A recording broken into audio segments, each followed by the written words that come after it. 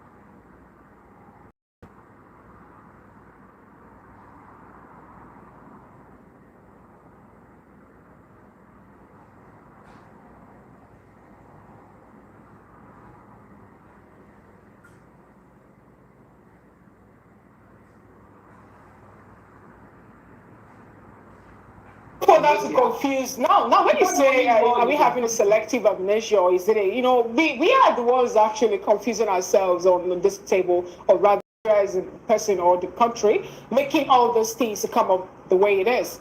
When I asked this question, I asked it in the sense that I think it was in Sokoto State that a particular girl was lynched. She was killed. She was set ablaze. And Niger State also, another thing like that happened just this year, 2025. On the notion of that they decided, or that the people that was killed, the girl that was killed was because of a statement she made on the school group WhatsApp about the prophets. And the lady that was killed in Niger State also was because of the way she disposed herself still. And all this borders on what? On going against the Sharia law. Like Barrister pointed out, if you're to get yourself somewhere in the north, in the core north, where we have the Sharia law also, it's a thing. And when the likes of Sheikh Ahmed Gumi was talking, he said something in Turkey. He said that Christians, especially those residing within the Middle Belton region of Nigeria, are trying their best to malign the move or the talk or permutation about Islamizing or making Nigeria to be an Islamic state. Isn't that point to the level of religious superiority being practiced by some people in a secular state? There are two things you have said correctly. One, there are criminals, there are people, individuals who don't have the authority of the states, who have perpetrated crimes, including killings. That's the correct statement to make. Is that constitutionally enabled? A criminal, that's one. Those criminals, were they empowered by the Constitution to do what they have done? Also in that same vein, are these the only religiously motivated criminal killings and other criminal conducts? When you don't see those individuals in court and we don't see them in the prison, some people will still allude. The journalists do not kill them. That's what you're saying? Should I recount those incidents for you? How can the journalists not see them? It's not possible. It's not possible. That's on the issue of I agree that there are criminals who claim the use of religion, including the Muslim religion, the Christian religion, whatever religion they choose, to commit heinous crimes, including murder. These crimes are criminally, these crimes should be prosecuted for what they are. But to use it as a bait or as an excuse to want to, smear, malign Muslims and then Islamic religion, it doesn't make any sense to me, God a Muslim. I do not support those criminal conducts. Okay. My religion and Nigerian constitution does not enable those criminal conducts. So should we have a case? No, you've made that point, and I appreciate that too. So should Nigeria have a problem? Should we have a problem when the president of US said that he wants to come in to help take out the extremist jihadists that have ended up killing both Christians and Muslims in Nigeria? Should we have a problem with such? They didn't say they are coming in to kill Muslims. They said they are coming in to take out extremist jihadists operating freely on the soil of Nigeria. Should Nigeria have a problem with such team or such help coming to us?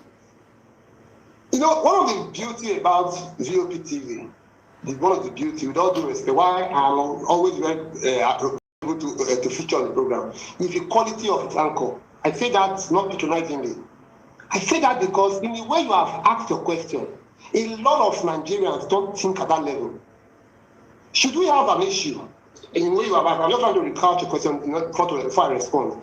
Should we have an issue with the U.S. designation of Nigeria as a country of particular concern, on the basis of which it is willing, if it intends to or wants to come in to assist to take out these criminals, the jihadists, as you have, extremist jihadists, in the way we have used. So, should we have any issue with that? The answer is absolutely no. Yes, in international law, it will amount to an infringement of a country's sovereignty, for one state to directly intervene in internal affairs of other states. That is, yes, international law, yes. But is there a foundation, is there a basis for the statements? The best one, in fact, for me, I applauded and deplored Trump. I applauded him because his commentary, his statements on Truth Social about the criminality going on in Nigeria, even though he proposed it in a way that enables a single narrative, a false narrative, it mainstreams the challenges Nigeria has been facing. So I applauded it because what is the duty of government? What is the business of government? Essentially, it's about the protection of lives and security and property of the citizenry.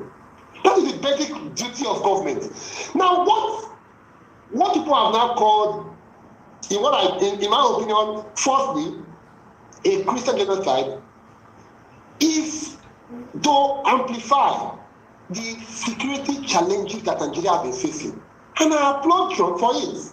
But to now make the false claim that it's a Christian genocide, and when you allow a lie to slide for too long, it can be taken as fact, unchallenged, can be taken as fact. We know, we are Nigerians, we live in this country, even the bigots, those who are religious extremists from both the Muslim and the Christian faith, those bigots, those who are the bigots who take things to the extremes, also know that this is not religiously based, even though Christians know, Muslims know. Because the majority of the victims, the hotbed where this criminality is going on is Muslim-dominated areas. The majority of the victims are Muslims. But the religion is, for me, I think the religion is not even the issue. The fact that government stands as scams and people, Nigerians, full-fledged Nigerians, citizens with rights, are being killed on a daily basis, and the government is aloof, is unable to act over the years. It's something that we should deplore.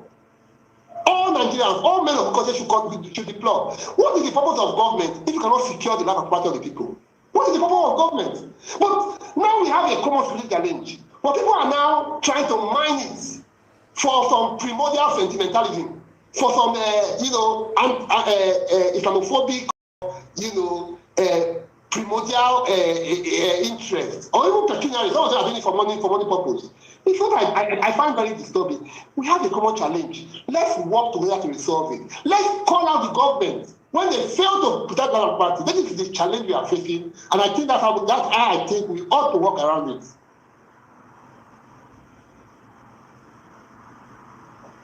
Thank you. Well, let's bring it back to the studio now. Barrister Asim, yes. You want to, well, before we take your reaction to his statement, we have Mr. Eze Luce Esquire with us in the building. Good to have you with us. Thank you very much for the invite. All right. I want to say, with due respect to my brother over there, the lecturer, that I stand by my own take. Okay. That the Constitution empowers these incursions that we have. People, whether they are criminals or whatever you call them, drugs, for instance, is well known. The reason why you have that. Two is this. Let me draw his attention to a particular issue that happened in Oyo State. 11 January of this year, because of the empowerment given to some of these people by the Constitution, the Supreme Council for Sharia proposed, the bringing Sharia to be a system of legislation in Oyo State. They were supposed to launch that particular, on the 11th of January 2025 this year. If not because the Constitution gave them that vent, do you think that they will have that ability? What specifically does the Constitution Section 277, Section 277, 275, 262. You have all these sections there. If you go to 2, you see the creation of Sharia courts, Sharia Court of Appeal. Now, if these people see this happen, then they believe that if the constitution gives such to a religious, group, they believe that they have that particular, powers for them to now run south over the rest of the other people of Christian faith, as it may be. I am not preaching that to say that what has happened is because they are going against, but the constitution gives them the power to do that. If the constitution, for instance, can mention 95 times the issue of Sharia, and there is no place, zero place in the constitution where the issue of canon law was not mentioned, how be it? Even President Buhari in 2014, when he was interviewed, you know what he said? People can still go back and fact check me. He said that the issue of Sharia to say, because the constitution gives the Muslims the powers to practice Sharia in Nigeria, and that God willing, that is not is going to happen until it is reversed by the constitution. That is Buhari, late Buhari, taking care of this. People have argued, like myself, to say that you cannot have, that section 270 something that talks about Sharia creation TC, where you have section 10 of the 1999 constitution saying that Nigeria is a secular state, as the case may be. Otherwise, if not because the powers given to them by this constitution, why do you have the Hizbah in Sokoto, in Kaduna, in Kano, that will destroy truckloads of alcohol based on the fact that Islam or whatever forbid it in a state where you say it's a secular state? I was discussing one of my Muslim brothers who said that under section 38, he has the right to the religion of his faith. That the same constitution grants him the right under section 38 to belong to the religion of his choice. Barrister Adams. You understand the point? Yes. So it's something that bothers me. All right, Barrister Adams. And until this particular area is, maybe amended, it will continue to energize. Okay, but this Islamists. I want to ask you a question. We understand all, that you have said about the constitution giving vent, That's right. some kind of push to energizing them. I'll ask you now. Hizbah, people that implement Sharia and Hizbah, they don't do it under a war situation, right? Mm-hmm. Is there any part of the constitution that says that the government shouldn't fight terrorists, who, by the way, coincidentally happen to be Muslims? There is no section for this or 2B is very clear. It is very clear by the wordings and couching of that particular section. That says that security and welfare. It never said welfare and security. It mentioned security first. That is the reason why you are in government. So if you are a governor, local government chairman, president, if you are sworn in today, the main thing you have to do is to fight security first of all. Measure the security of lives and properties and jobs, etc. Then you now go to welfare. Now, if you abdicate any of the responsibility and you are extravagant, you are delusional, and at the same time you are ambivalent about implementation and execution and providing security for lost Nigerians, then you have no basis to be there. Okay, because it means that you can be impeached based on that particular, I'm trying to find a fine line. I don't know. I'm trying to find a fine line between the constitution pushing the jihadists because of the letters, like you said, 95 times it mentioned the Sharia. That's right, you can protect it. Okay, and you believe that alone, that is one of the energizes them. So I'm trying to find a fine line between what the constitution has said and what the constitution also says about protection of lives and property of Nigerians. Let's bring in Barrister Eze Eluche into this conversation. Good morning once again. Yeah, thank you very much. Barrister Eze Eluche is a lawyer as well as political affairs analyst. Now, this debate has raged, for like 10 days or more. Nigeria redesignated as particular concern, CPC, by the Trump administration on the basis of what? That, look, there's Christian genocide in Nigeria. A lot of people have weighed in. Barrister, first of all, do you agree with Trump that there is Christian genocide in Nigeria? Let me start. Let that be a talk of point. Well, thank you very much. For some of us, Nigeria, for patriotic Nigerians, Nigeria has been a country of particular concern for 10 years. Nigeria has been a country of particular concern to Nigerians, patriotic Nigerians, for more than 10 years. So that Trump is just declaring it as such on even only one aspect of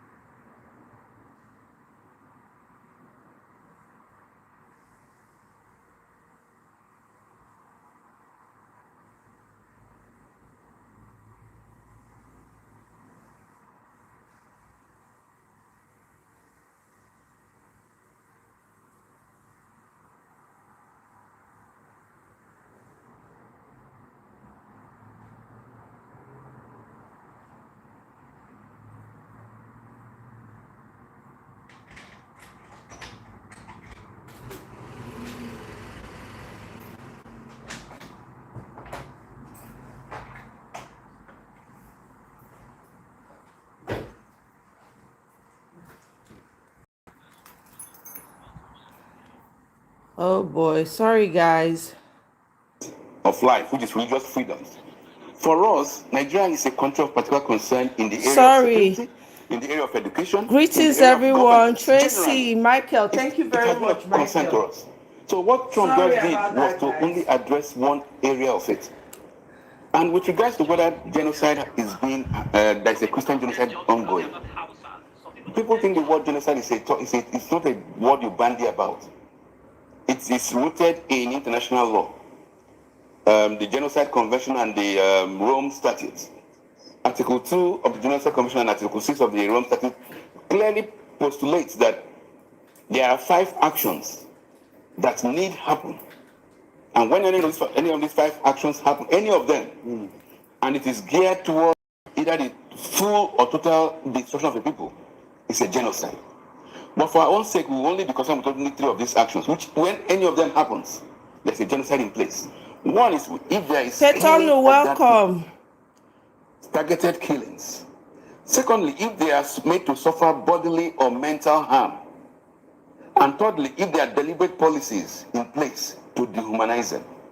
Now you ask yourself, Go Samurai, welcome. Everybody welcome. Una know this. Osangene, welcome. Unequivocally, the answer is yes. Are Christians being made in some areas to suffer bodily and mental torture? The answer is yes. And mind you, the genocide convention is that any of this taking place. Okay, you mean the Geneva Convention? No, the genocide convention of 1948 and the Rome Statute of 1998. So they are very, very clear. So technically speaking, there is Christian genocide going on in Nigeria. Now, but realistically speaking, do we see this genocide going on? When you see 300 people being buried in one day, killed by extremist Islamist jihadist terrorists, who go for them and kill them and destroy their churches, and not only pursue the remnants away, but also take over that land. That is genocide. So the argument whether it's taking place or not taking place is foolish. So we agree that killings are taking place, but the argument is that it shouldn't have the tag Christian. Yes. Because some Muslims have been killed. Mosques have been burnt down as well. Yes. So the fact that Muslims are being alongside some of these Christians. Yes. Should we remove the Christian, thank you for that. Thank you for that question. We concern ourselves with the issues at stake. Is there also maybe a shared genocide going on? Because mind you, these terrorists are mostly Sunni Muslims. That is the reality, which nobody's eating at.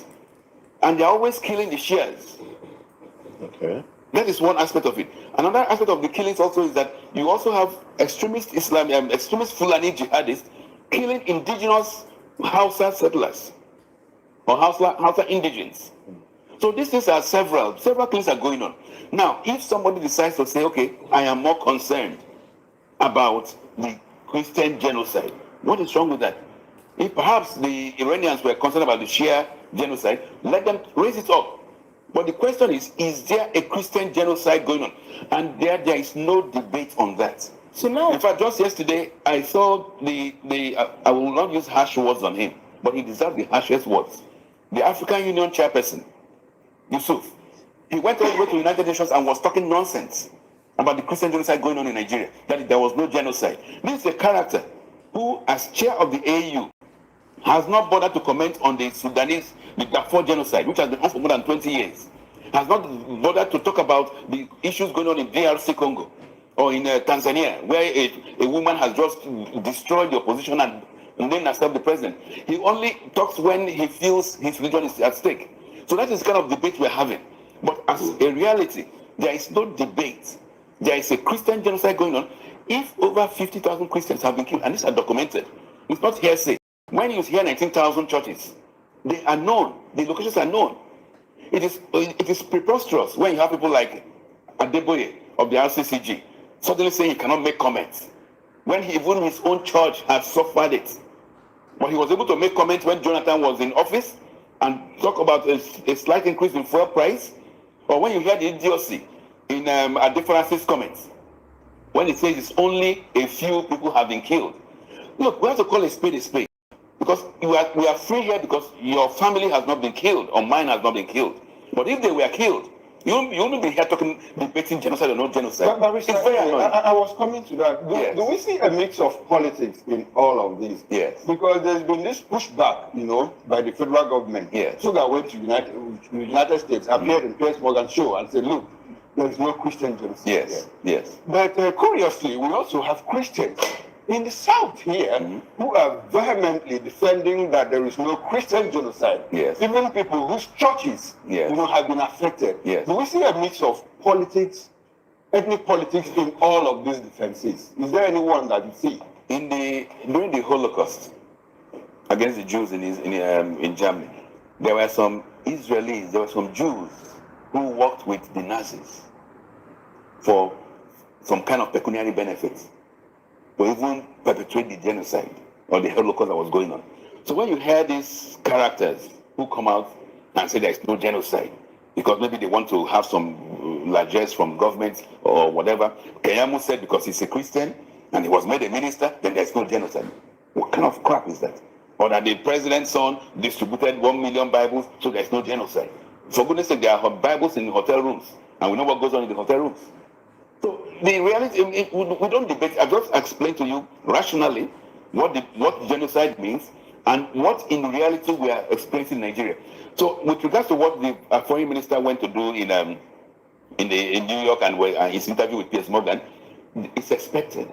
This is reactionary. The government will try and do all sorts. But we have a president, Bola Tinubu, who never bothered. When 50 are killed, 100 are killed, he travels abroad. His only visit to Yeleta was when the Pope raised the issue in a homily. That's when Tinubu went. And what did he say when he went there? Try and make peace with your killers. Now that you've said something about this whole permutation having a political backing, what does this portend for Nigerians, especially people that are within these axes where the killings are going on? The people of Kaduna State, the other day, we learned that a pastor was kidnapped along with 11 others, 4 were killed. In Benue State, they're still killing. In Plateau, we've not really had much of the killing at this time, but we know that, something like that is still going on. What does this portend for Nigeria? And moving forward, with the way the tension is already high, Christians are defending themselves, Muslims are saying we are not doing any superiority part, even when we have the constitution more like empowering some people, emboldening them with their action and attitude. What does this portend moving forward for Nigeria? Well, real Nigerians will not look at these political divides, because if you are in Plateau, Nasarawa, Taraba, all those areas, or even part of Enugu State, you are being killed. So you only have to raise your voice, let the world know what's going on, and the world knows.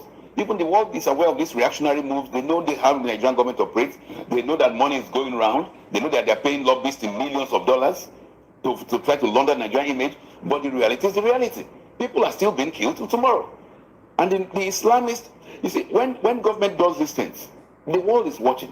Because when you go and you massacre an entire village, and that village, you will now pack the people who are remaining, say they're going to be in IDP camps, and their killers are seen taking over their land, and you come out and say there is no genocide. If we decide to be dons in this country, the world is not stupid. Now let's take a peek on the issue going on. You made mention of people being massacred and the people that killed them moving around. Yes. Nigeria decided to embrace the non-kinetic approach to make sure that terrorists would de-radicalize them, rehabilitate them, reintegrate them back into the society.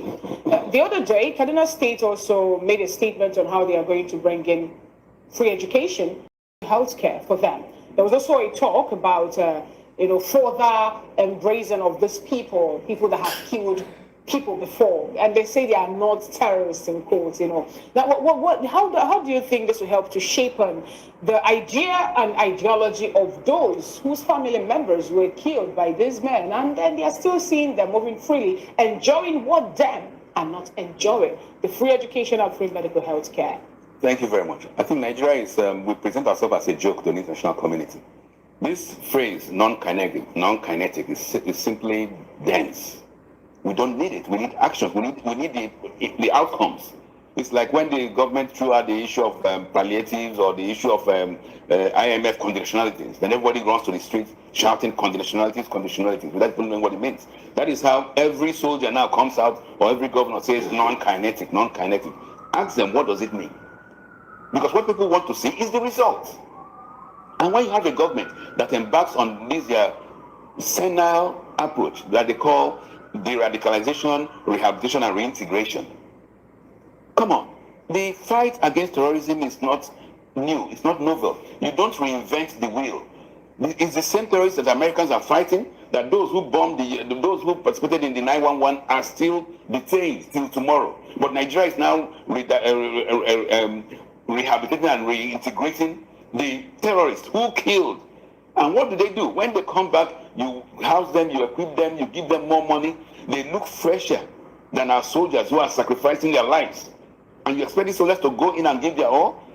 Or when the government now comes and says, okay, we're going to give you free education, free health services, this leads many of us to believe that these characters in government are in collaboration, or they collude, or they are complicit with genocide. Because you can't tell me that you are giving a killer of your own people, you are giving them free education for what?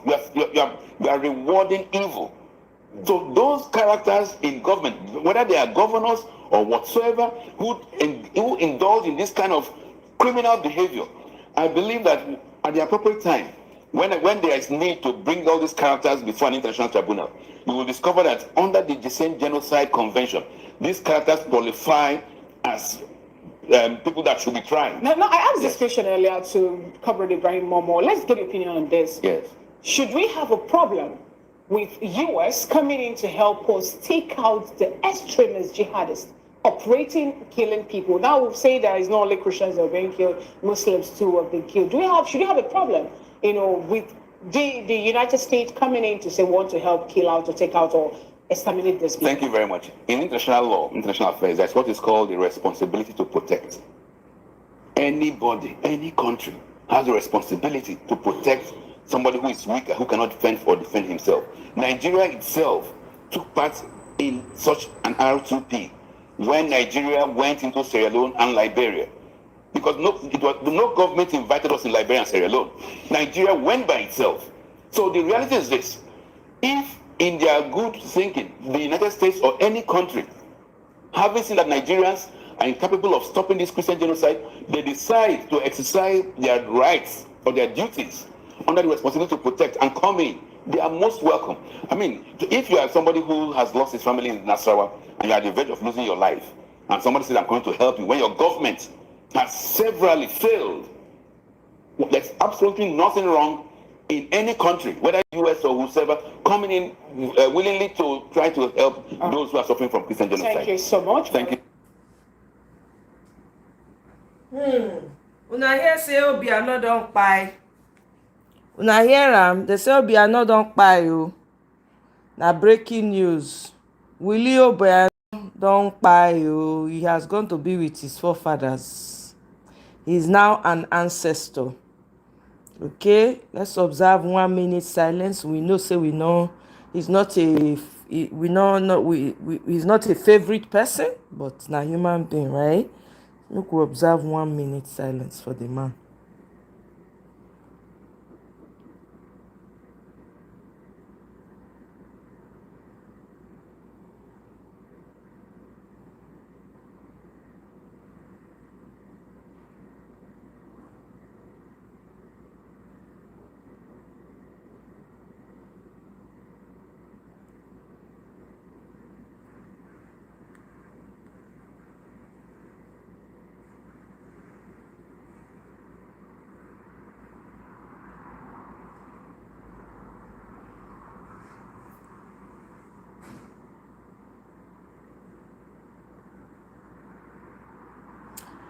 Anyway, so the man don't cry.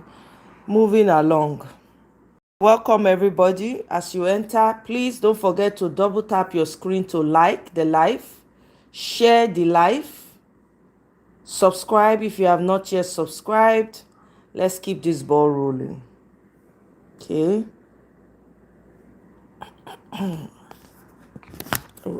Sorry guys. Apologies. I gotta move this over here.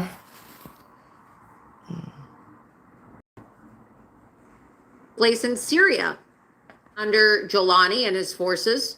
Jolani, of course, was just at the White House with President Trump, but he's massacring Druze and Christians and Alawites and Kurds. It's always Islamists that are carrying out these acts of terrorism against religious minorities. If it's too fast, let me know. President Trump posted a very lengthy Truth Social post about his absolute outrage and horror upon learning about the continued persecution of Christians in Nigeria. And he pledged that if the Islamists in Nigeria did not stop massacring innocent Christians, he was going to order the Department of War to put troops on the ground in Nigeria to kill and go to war with all of the Islamic jihadists and groups like Boko Haram and ISIS that are carrying out the killing of these innocent Christians. You can see here, this is the post that President Trump posted. If the Nigerian government continues to allow the killing of Christians, the USA will immediately stop all aid and assistance to Nigeria. Let's scroll up a bit, and may very well go into that country, guns a-blazing, to completely wipe out the Islamic terrorists who are committing these horrible atrocities. I am hereby instructing our Department of War to prepare for possible action. If we attacked, it will be fast, vicious, and sweet, just like the terrorist thugs attack our cherished Christians. Warning, the Nigerian government better move fast. Well, we all know that the persecution of Christians is very real. But what we've seen lately, it's very bizarre, something I've been talking about a lot on this show. You have constant obsession, it seems like, with Israel and the Jews by not just the radical left, but also the woke right. And I've been extremely critical of Tucker Carlson, who I call Tucker Carlson, and I've been calling him Tucker Carlson. I mean, I'm the person who came up with that name. He hates me. There was a New Yorker profile piece of me that just came out the other day, and it was so funny because I guess they asked Tucker Carlson about me, and he goes, "Oh, Laura Loomer is so poisonous. She's so poisonous, I can't even say her name." There's the piece right there. You can scroll up. Tucker Carlson told me that Laura Loomer was so poisonous, I don't like to say her name. So if you haven't read this piece, you can scroll up to the top. It's in the New Yorker. It's in the, well, it's on the online edition, but also in the actual magazine. Laura Loomer's Endless Payback. The president's self-appointed loyalty enforcer inspires fear and vexation across Washington. What's behind her vetting crusade? Nice photo. Not bad. Not a bad photo. So why do I bring this up? Because we have the videos, we have the photographic evidence, we have all the documentation and the news reports that prove that Christians are being massacred by Muslims all throughout the Middle East and all throughout Nigeria and other places in Africa as well. But Tucker Carlson actually did an episode on his podcast this last week in which he said that it's all made up, it's not real, it's all a conspiracy theory, there's no such thing as Christians being persecuted in Nigeria. Ted Cruz is obsessed with it, he says. He says that they're just using it as a political talking point and that they just want to have propaganda to use against Muslims and that Christians are not being genocided by Muslims in Nigeria. We have the clips here as well. Not only did Tucker Carlson bring on a guest to downplay the persecution of Christians in Nigeria, but we'll get into this later as well, because my guest tonight is actually an actual expert, unlike Tucker's expert, right? Tucker loves to say that everybody who he brings on is a so-called expert. Turns out the guy who we brought on, named Robert Amsterdam, is actually a lobbyist. We're going to get into that tonight and show you the hypocrisy of the guests that Tucker Carlson chose to have on to talk about the persecution of Christians in Nigeria. But let's go ahead and play this clip number 30, the full clip. Robert Amsterdam downplaying the slaughter of Christians in Nigeria, because you really have to see the clip. It's a 10-minute long clip, but I have to play the clip for you to set the scene for the controversy that has since erupted after this interview took place. And you have to watch this clip in its entirety to understand just how depraved it is that Tucker Carlson invited this individual on, specifically a lobbyist, right? Because after I play the clip for you, I'm going to show you a report that came out that documents the lobby clients of Robert Amsterdam, and you're going to see why. Not only is it disingenuous and dishonest of Tucker Carlson to say that Christians are not being persecuted. Mind you, this is a guy who invited a nun with ties to Hamas, to come on his show several months ago to falsely accuse Israel of killing Christians. He says that Israel is carrying out a massacre of Christians. I mean, of all the countries in the Middle East to talk about persecuting Christians, he's going to talk about Israel, of all countries, like the only country in the Middle East where Christians can actually live peacefully and not be persecuted for their religion. So, knowing what we know about Tucker Carlson lying about Israel massacring Christians, take a listen to this interview he did with Robert Amsterdam. And then we're going to get into the absurdity of Robert Amsterdam being a so-called voice for persecuted Christians. He likes to call himself like a human rights representative. That's how he bills himself. Interviews. Very bizarre guy, basically a lobbyist for dictators. We're going to get into that though. But just take a listen to this clip and watch Tucker Carlson lie and downplay the Islamic persecution of Christians in Nigeria. And then ask yourself why a guy who claims to be so concerned about saving Western civilization and says that Christian Zionists are the worst people in the world and he's such a devout Christian. Ask yourself why such a so-called devout Christian like Tucker Carlson would downplay the acts of Islamic terrorism that are being carried out against innocent Christians in Nigeria. Let's take a listen to this clip. Too fast. Inspiration. Okay. In the United States, we have a president, by the way, I think probably the most effective president in foreign affairs that we may have had since Nixon. I think he's incredibly consequential in foreign affairs. On domestic policy, on legal issues, I think the rule of law is in trouble. But I won't go into that I've now. noticed. No, I agree. But foreign policy-wise, he's moved incredible mountains. And I'm not just talking about the recent activities with the hostages. I'm talking about as a lawyer engaged in Africa, the man has done more to open up our eyes to the opportunities in parts of Africa.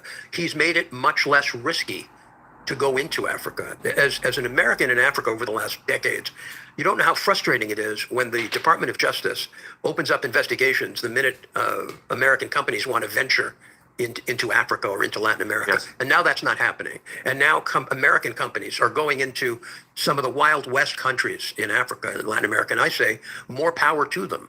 Why would we just hand this to China? So Congo, most obviously, but yes, others. Yes. Speaking of African countries, all of a sudden, not defending Nigeria, I don't have strong views on Nigeria, but Nigeria has become famous in the last week as a country in which there's Christian persecution going on. I think there's been a lot of conflict between Muslims and Christians in Nigeria for my whole life. But all of a sudden, it's a kind of centerpiece of the conversation. What is the truth? You've been in and out of Nigeria for how long? 50 years. 50 years, 1975. Is that correct? Yes. It's a long time. So you know Nigeria pretty well. I do.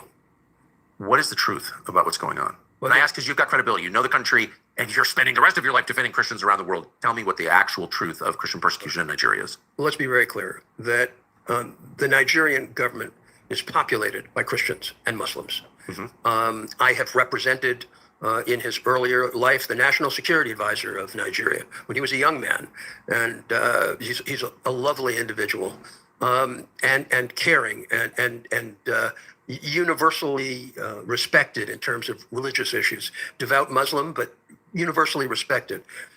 In my adopted family in Lagos, the Odesanya family. All right, let's pause this really quick. So Robert Amsterdam claims that the government of Nigeria is populated by Muslims and Christians. That is actually a lie. So the current president of Nigeria is an individual by the name of Bola Ahmed Tinubu. He's a Muslim. He assumed office in 2023, and he's a member of the All Progressives Congress. So that's not a Christian, that's a Muslim. So when Robert Amsterdam says that the current government of Nigeria is led by Muslims and Christians, no, it's actually not. It's led by a Muslim. It is led by a Muslim, and his name is Bola Ahmed Tinubu. So let's continue, because we're going to have to fact check this in real time. Here he is. Doesn't look like a Christian to me, wearing a Muslim, one of those little Muslim caps on his head. But you're going to understand why he's trying to downplay this and trying to act like, oh, it's really not a big deal. Oh, it doesn't matter. They have Christians and Muslims in the government in Nigeria. It's extremely sinister. This guy's a lobbyist, okay? And you have to ask yourself, why is Tucker Carlson, who claims to be such a devout Christian, right? He says he's such a religious guy.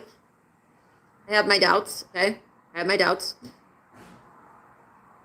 How is Tucker Carlson considered a legitimate journalist when he's not disclosing the fact that his guest... Petono, I don't understand. You the follow person drag for comment section. Eh? I don't understand. Which person Arab language go be the? I don't understand. Who you dey follow drag? I don't get it. Can you chill out? People are dying, please. Can you chill out? What is going on? Is that what you want? You remember you're part of that country, whether you like it or not. Be careful what you're uttering and putting out there. You're going to enjoy whatever it is that you're declaring for the rest of everybody else in that country. I hope you know that. Can you chill out? We get it. We get it. All of us are in the air, they're frustrated. Please, chill out with the rhetoric, okay? Yes, is a lobbyist, and he's presenting him as some kind of like objective expert on the persecution of Christians around the world. Shouldn't you be disclosing whether or not your client is a lobbyist and they're getting paid for their work? We're going to get into who's paying Robert Amsterdam for his work, but let's continue with this interview, just so that we can fact check it in real time and continue identifying these absurd lies made by not just Tucker Carlson, but his idiotic guest, Robert Amsterdam. Continue. Sort of adopted me when I was a very, very young man and living there. I sort of have a half brother there, Dapo Odesanya. That family is a totally integrated family, Muslim, Christian. I was always teased that I was a Yoruba, which is a Jewish Yoruba. But I mean, there have always been tribal conflict. I spoke to the foreign minister before I came here because I wanted to get clarity on the government's position. Absolutely, let's be clear, President Tinubu's wife is a Christian pastor. This is not targeted at Christians. There are probably an equal or more number of Muslim deaths. I am grateful to President Trump for identifying these attacks on Christians. Believe it or not, you can blame some of this on the French, who had this. I know nothing about it, but I believe you anyway. They had a massive force in the Sahel. They armed the Tuaregs, which are a notoriously aggressive tribal group. That arming has led to mass killings of Christians. The fact that when Libya blew apart, a massive amount of arms went down to Boko Haram can't be denied by anyone. Nigeria wants to consult with the United States. Nigeria wants assistance in protecting Christians and Muslims, protecting their populations. Nigeria feels it has not had a fair shake from Washington. And I'm not, I don't work for Nigeria. I'm not going to go on and on. The foreign minister is a close friend who I respect. But I can tell you from my work, I was privileged to represent one of the Nigerian states years ago, Akwa Ibom. We won a case actually for them. The Nigerians would welcome American assistance with open arms. So this is unlike Ukraine, which is destroying its church, or Armenia, which is destroying its church. Here you have a government that wants to protect its populace, doesn't have the resources. Nobody's going to deny Nigeria's been racked by corruption all the years I've known it, but they want a new deal, a new relationship with Washington, and in part to assist them in protecting Christians. So when I read some of what I've been reading, I'm never going to say that Ted Cruz isn't a brilliant man. But I'm going to say I might have a little more time in Nigeria than he does. And I would welcome him to speak to the foreign minister or others, because one thing America doesn't need are more enemies. Africa is the future. I have said it time and time again. I'm privileged to be counsel to the Democratic Republic of the Congo. My firm has spent many years, we're still trying to defend the opposition leader of Tanzania, Tundu Lissu, who's been illegally jailed. 1,000 are dead protesting completely bogus, fraudulent elections. And to the credit of the United States, at least in the Senate, they've spoken out. Foreign Relations Committee has spoken out. We need our administration, and we certainly need the EU to stop funding this grotesque government in Tanzania. But we have to stop looking at Africa as a security concern alone, and we have to recognize that between their minerals and between the entrepreneurial spirit, Nigerian lawyers are as good or better than American lawyers or British lawyers. I mean, there is an incredible infrastructure of intelligence in Nigeria that we don't know anything about. All we try to do is sanction and condemn. It is a horrible, horrible part of our policy that we sanction the hell out of everybody. We are responsible for the consolidation of power in Moscow under Putin. If we were not sanctioning the hell out of all these people who had moved to Europe, who knows whether Putin would still be in power? Exactly. No, that's the truth. I know. It's so counterproductive that it's got to be part of some sort of larger strategy that I'm too dumb to understand, because it's achieving the opposite of the intended result. And let me tell you, I'm working in Iraq against Iranian interests. We have a woman, Sarah Salim, who is an American citizen, bravely, incredibly bravely, defending her interests and those of the Kurdish in the north. And the Kurds are going to have an election soon. She's defending their interests against a wildly corrupt Chief Justice named Zaidan, who is actually an instrument of Iran. And there have been a complete reversal of her fortunes before the courts because of corruption against a group called the Hanna Brothers. And when we've gone to the U.S. Embassy for help, this is an American citizen who, by the way, was kidnapped and tortured 10 years ago and has been fighting for her redemption and for compensation against al-Maliki and Zaidan and others. Our embassy pledges neutrality, does not help this brave American citizen. How can that not help an American? Listen, we cannot understand it, especially in a moment where the future of Iraq, which is massively important to the United States, is at risk. I mean, there's an election coming up in Iraq as well, and the oil wealth of that country is almost unimaginable. And the issue is whether the Iraqi militia will disarm, whether in fact the government that we not only have spent billions to support, but we lost almost 5,000 lives, whether that government will be a government somewhat free of the corruption and control of Iran. Yeah. And our government's been, there's a few people in Congress who have spoken out and blessed them for doing that, but very few people have paid Iraq any thought at all. And yet we over-concentrate on Ukraine to the exclusion of almost everything else.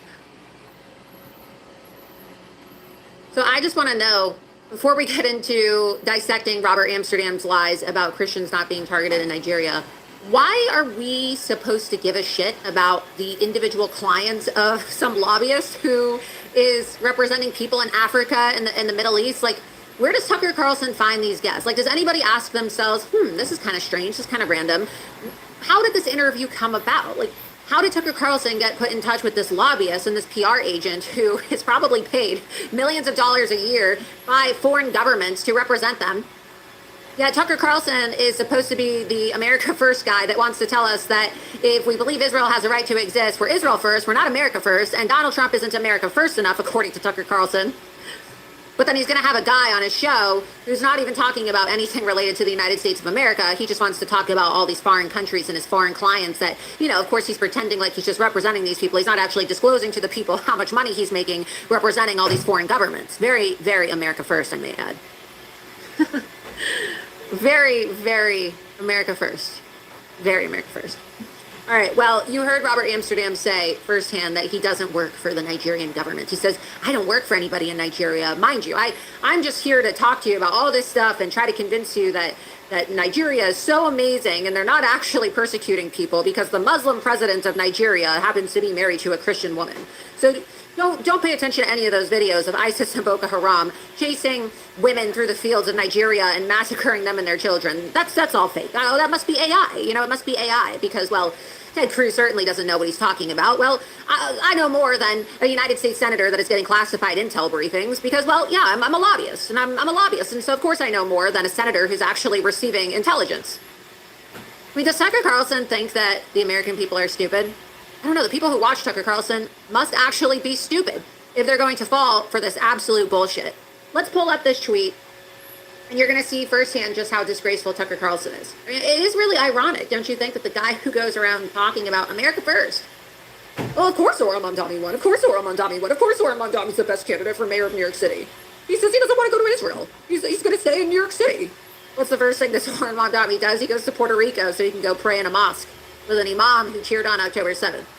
Well, of course he's the best candidate. Yeah, like, he might be a communist, but, like, who cares, right? He hates the Jews. He hates Israel. He's not a Jew hater. There's always, like, some kind of mental gymnastics with Tucker Carlson. So let's go through this post. After Tucker Carlson's interview with Robert Amsterdam, people were just outraged. They're like, how can Tucker Carlson have a guy on? And they were like, who is this guy? Like, a lot of people had never heard of this guy, Robert Amsterdam, before. They're like, who is this guy, and how could Tucker Carlson have somebody on and actually gaslight us into thinking that Christians are not really being persecuted in Nigeria? Well, there's a guy named Joel Mowbray. This is a pretty explosive report. It's got millions of views on X. You have to see this just to see how duplicitous Tucker Carlson is. Exclusive. Tucker Carlson's expert on Nigerian Christians worked for a top defender of the Fulani Islamist militias killing Christians. So Tucker did not begin this interview by saying, for the sake of journalistic integrity, we're going to be talking about the persecution of Christians today, which I'm about to tell you isn't really real. And my guest is actually paid to convince people that the persecution of Christians in Nigeria isn't really real. But instead, he doesn't disclose the fact that this guy is actually like a paid lobbyist or defender of individuals who, are tied to these Islamic killings. Instead, he tries to come across as like an objective arbiter of the truth, an expert in Nigeria, an expert in Africa, an expert in the persecution of Christians. Let's go through. The Tucker Carlson guest on Friday, who slammed Ted Cruz and declared that there's no campaign of targeted killings of Christians in Nigeria, is a lobbyist and PR flack named Robert Amsterdam. He has for years represented a leading Nigerian official closely associated with Fulani Islamists, including the very militias that have been slaughtering Christians in Nigeria. So what did his guest say? His guest said, I don't work for anybody in Nigeria, Tucker. I'm just telling you this from my own personal experience, from my own background, right? Because as a lobbyist and a PR agent, I just really am so interested in Nigeria. It's such a niche topic, and I'm just such an expert on Christianity. And yeah, I don't take any money, Tucker, whatsoever from anybody in Nigeria. Let's go ahead and get that tweet back up on the screen. Robert Amsterdam, feted by Carlson as defending Christians around the world. This is where it gets to be so disgusting and so sinister. It's one of the reasons why I have no respect for Tucker Carlson. He's a mouthpiece for Islamists. I've been saying this for several months now. And, you know, I've been getting attacked left and right by people that want to simp for Tucker Carlson. He's America first. He's America first. Yeah, that's why his name popped up in Farah, right? That's why his name popped up in Farah. Robert Amsterdam likes to say that he is a defender of Christians. That's how Tucker Carlson presented him. Well, who did Robert Amsterdam represent? He represented Nasir al-Rufai, who from 2015 to 2023 was the governor of the northern Nigeria state of Kaduna. He's known as the Butcher of Kaduna, home to the bulk of Fulani Islamist militias that have slaughtered thousands of Christians. So this guy, who Tucker Carlson said is a defender of Christians around the world, literally defended the guy responsible for the massacre of Christians in Nigeria. That was one of his clients. But Tucker Carlson doesn't want you to know that, of course, because he thinks that, he thinks that nobody's going to actually do their own research, because the only person who's allowed to actually ask questions is Tucker Carlson. Because if you ask questions, or if you criticize Tucker Carlson, you're just like a globalist. You're a neocon. You're like Laura Loomer and Mark Levin. You're like a foreign agent for Israel. You're a subversive foreign agent, and you can't be trusted. You're here to pollute. You're here to pollute the MAGA America First agenda. The only person who's allowed to ask questions is Tucker Carlson. All right, let's keep going. While serving as Kaduna's governor, al-Rufai directed substantial payments to those very same Fulani Islamists by his own admission, and he ordered numerous crackdowns that reportedly resulted in the murders of more than 100 Christians. Mind you, this is the guy that Robert Amsterdam advocates for, all while saying that he is supposedly some kind of defender of Christians, right? Let's ask some questions. Al-Rufai has also contributed to the ongoing vilification and the demonization of Nigeria's Christians, such as claiming in 2014 that Christians sponsored Boko Haram with the motive of tarnishing the name of Islam. Yeah, because Christians are really going to sponsor an Islamic terrorist organization, Boko Haram, basically like ISIS, to go around and kill their own family members because they want to tarnish Islam. Because that really makes a lot of sense, right? That makes a lot of sense. In 2012, 3 years before becoming governor of Kaduna, al-Rufai tweeted a veiled threat to Nigerian soldiers attempting to thwart the murderous campaigns carried out by the Fulani Islamists. He said, quote, any one soldier or not that kills the Fulani takes a loan repayable one day, no matter how long it takes. 3 years later, al-Rufai touted his endorsement from Fulani Islamists, a broader Muslim ethnic group in Nigeria whose leaders have supported the implementation of Sharia law, when he successfully ran for governor. He also reinstated a religious preaching edict, which meant that all Christian pastors required prior approval from the Kaduna government before each sermon. Otherwise, they will be liable to pay a fine, and they might even be imprisoned. That's what he said in his own words. You can scroll down. Does this sound like a guy who defends Christians to you? A guy who represents and defends somebody who is trying to impose like a jizya tax? It's essentially a jizya tax under Sharia law on non-Muslims, on Christians. Does that sound like such an amazing defender of Christians? Like Tucker Carlson wants you to think Robert Amsterdam is. Let's continue the rest of this tweet, and then I'm going to bring on my guest. You can scroll down.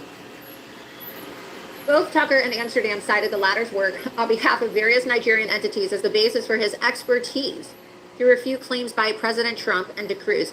He wants to counter-signal President Trump and Senator Ted Cruz. Okay, that's why Tucker Carlson had this guy on, because he's trying to counter President Trump's claim with evidence, of course. President Trump has evidence. It's not like Tucker Carlson is actually showing any evidence or receipts that this isn't happening, because he doesn't want Donald Trump to send troops to Nigeria to massacre and kill Islamic terrorists. So essentially, what Tucker Carlson is doing is he's inviting a lobbyist and a PR representative for an Islamist butcher of Christians to come on his show to advocate against military intervention in Nigeria to protect terrorists so that they can continue murdering Christians. That's what Tucker Carlson is doing. Although he didn't disclose in the Tucker Carlson interview his work for a leading defender of the Fulani Islamists, Amsterdam stated in 2018 on his website that he represented al-Rufai, the governor of Kaduna State. So why didn't he want to disclose this during his interview? How come he didn't want to use this as an example? Because anybody with a brain can see, doesn't take a rocket scientist or a political strategist to see, that there's a conflict of interest here. You can't say that you're a defender of Christians in Nigeria and then simultaneously be the lobbyist for the Butcher of Kaduna, who wanted to impose Sharia law and imprison Christians for not notifying the Islamic rulers of the land that they were going to have a sermon. It doesn't work that way. There's no record anywhere, by the way, of Robert Amsterdam defending or protecting any Christians who are being persecuted in Nigeria. But there is a record of him defending and advocating for the Islamists who actually are persecuting the Christians in Nigeria. See how Tucker Carlson is, right? How he doesn't actually give you the truth. He talks about how, oh, I'm just asking questions. We're just here to give you the truth. You can't trust anybody but me. I'm the only person that you can trust. Tucker Carlson, the only person who's a real arbiter of truth. Because everybody else is a neocon. Everybody else is a globalist, according to Tucker Carlson. Nobody else speaks truth, just Tucker. And if you ask questions, well, you're not allowed to ask questions. The only person who's allowed to ask questions is Tucker Carlson, right? You can see here, you can scroll down, we can look at these receipts so you know that this is all true.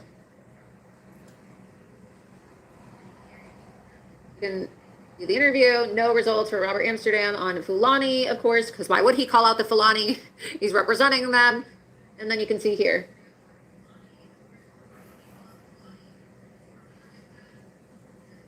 Number 5, this is a screenshot that shows him accusing the Christians of trying to tarnish the reputation of Islam by accusing Boko Haram of massacring Christians, even though there's tons of evidence of Boko Haram and ISIS killing Christians in Nigeria. Interesting, isn't it? Well, unlike Tucker Carlson, I actually have a real expert tonight joining me on Loomer Unleashed, an expert in the persecution of Christians in Nigeria. He's not a lobbyist. He's not a PR representative. He's not getting paid millions of dollars from foreign Islamic governments to lie like Tucker Carlson's guests about the persecution of Christians. And so I wanted to bring on a real expert, since Tucker Carlson is apparently only in the business of bringing on lobbyists and PR agents to do spin for Muslim killers and Islamic dictatorships. Loves going to Qatar and Saudi Arabia and talking to the president of Iran. And now he has people on whitewashing the Islamic genocide of Christians in Nigeria. You can't really trust any of these so-called experts that Tucker Carlson has on. But I have a real expert who brought real video evidence that he filmed tonight to prove to you that Christians actually are, in fact, being persecuted in Nigeria. So joining me now to discuss the persecution of Christians in Nigeria and Tucker Carlson's spin campaign to protect genocidal Muslims who are murdering and massacring Christians all around Africa and the Middle East is Mike Arnold, the founder of Africa Arise. Mike, thanks so much for joining me tonight on Loomer Unleashed. It's a pleasure to have you. Let's just get started. Let me ask you, just for transparency, you're not a lobbyist, right? You're not representing or lobbying for any Muslim country or any Islamic dictator, right? Let's just clear the record right now before we get started. No, not recently. In fact, not ever. No, I've never been a lobbyist. I'm a simple missionary from the hill country of Texas, and I'm an advocate for my friends in Nigeria who are living in hellish conditions under this brutal regime. Why don't you start by telling me about your organization? You're the founder of a group called Africa Arise.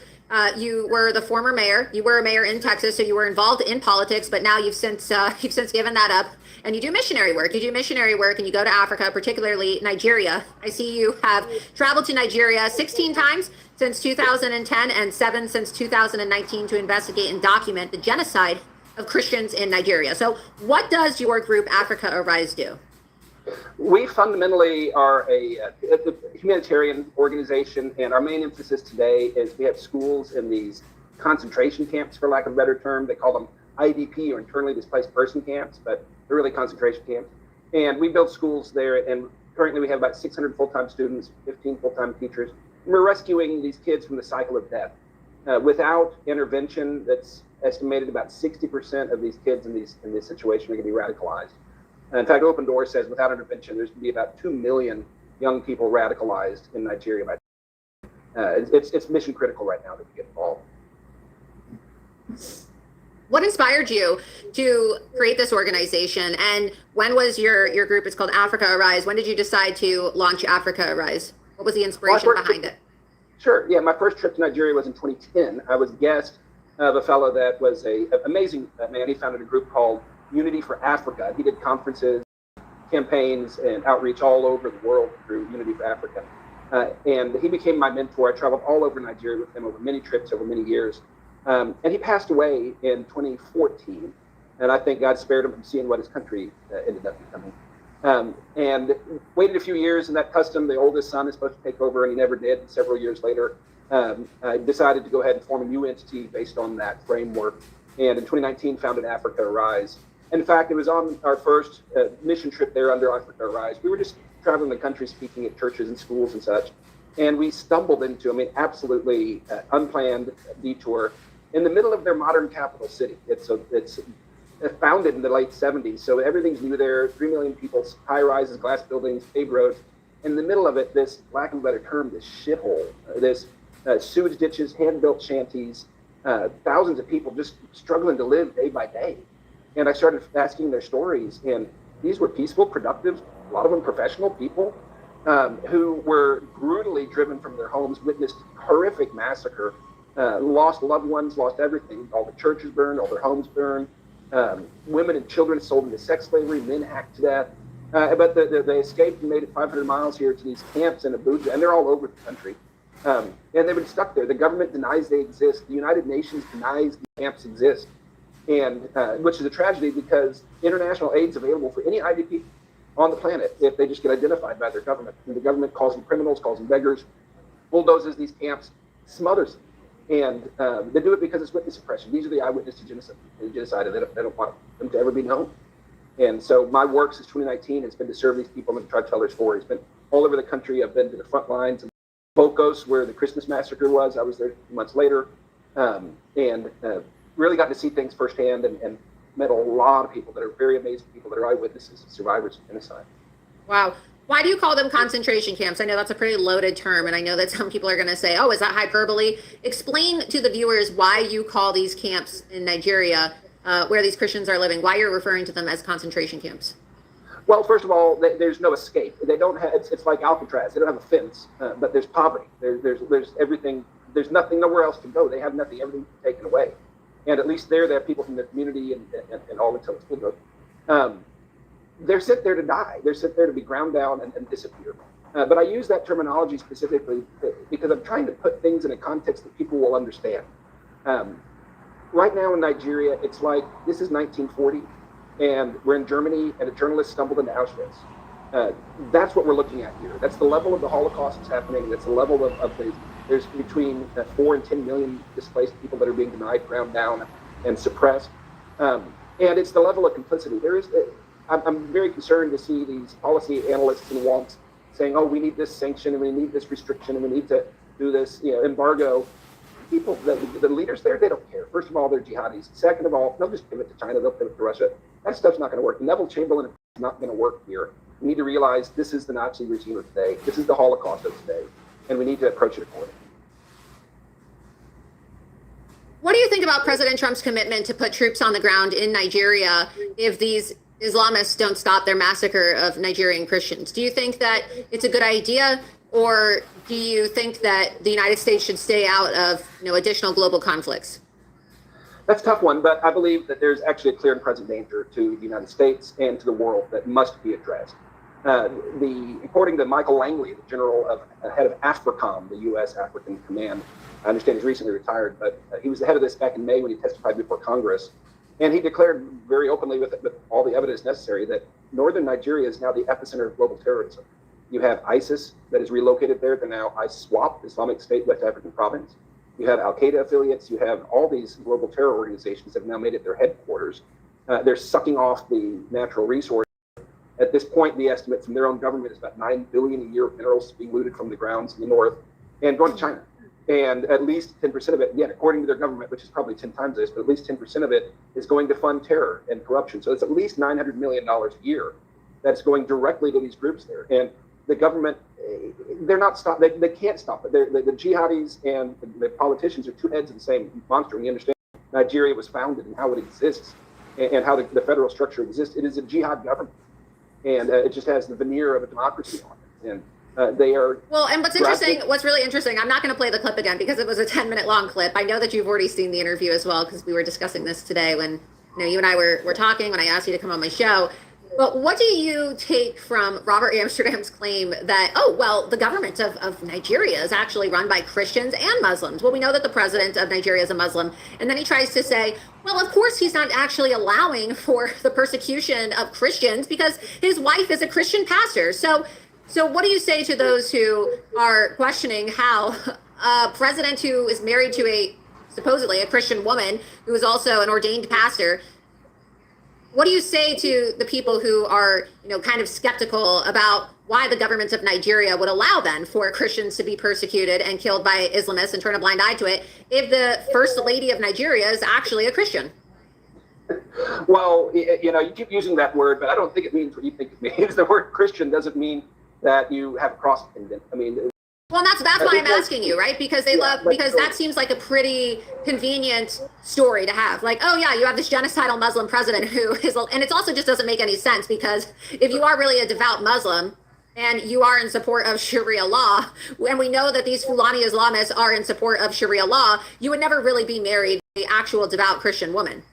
Yeah, unless you just killed her. But no, Tinubu, I call him a corruptocrat. In fact, if you look at his background, he had to pay. He went to the University of Chicago, and he was a money launderer for drug kingpins. And this is all public record. He had to pay $500,000 to get out of criminal charges for helping these launder this drug money. So he's not a nice guy. But and I've seen their marriage and this relationship is the perfect cynical Nigerian political thing. I mean, to have a Muslim husband and Christian wife, how perfect is it? But it's all a sham. But you got to get a little deeper to understand it.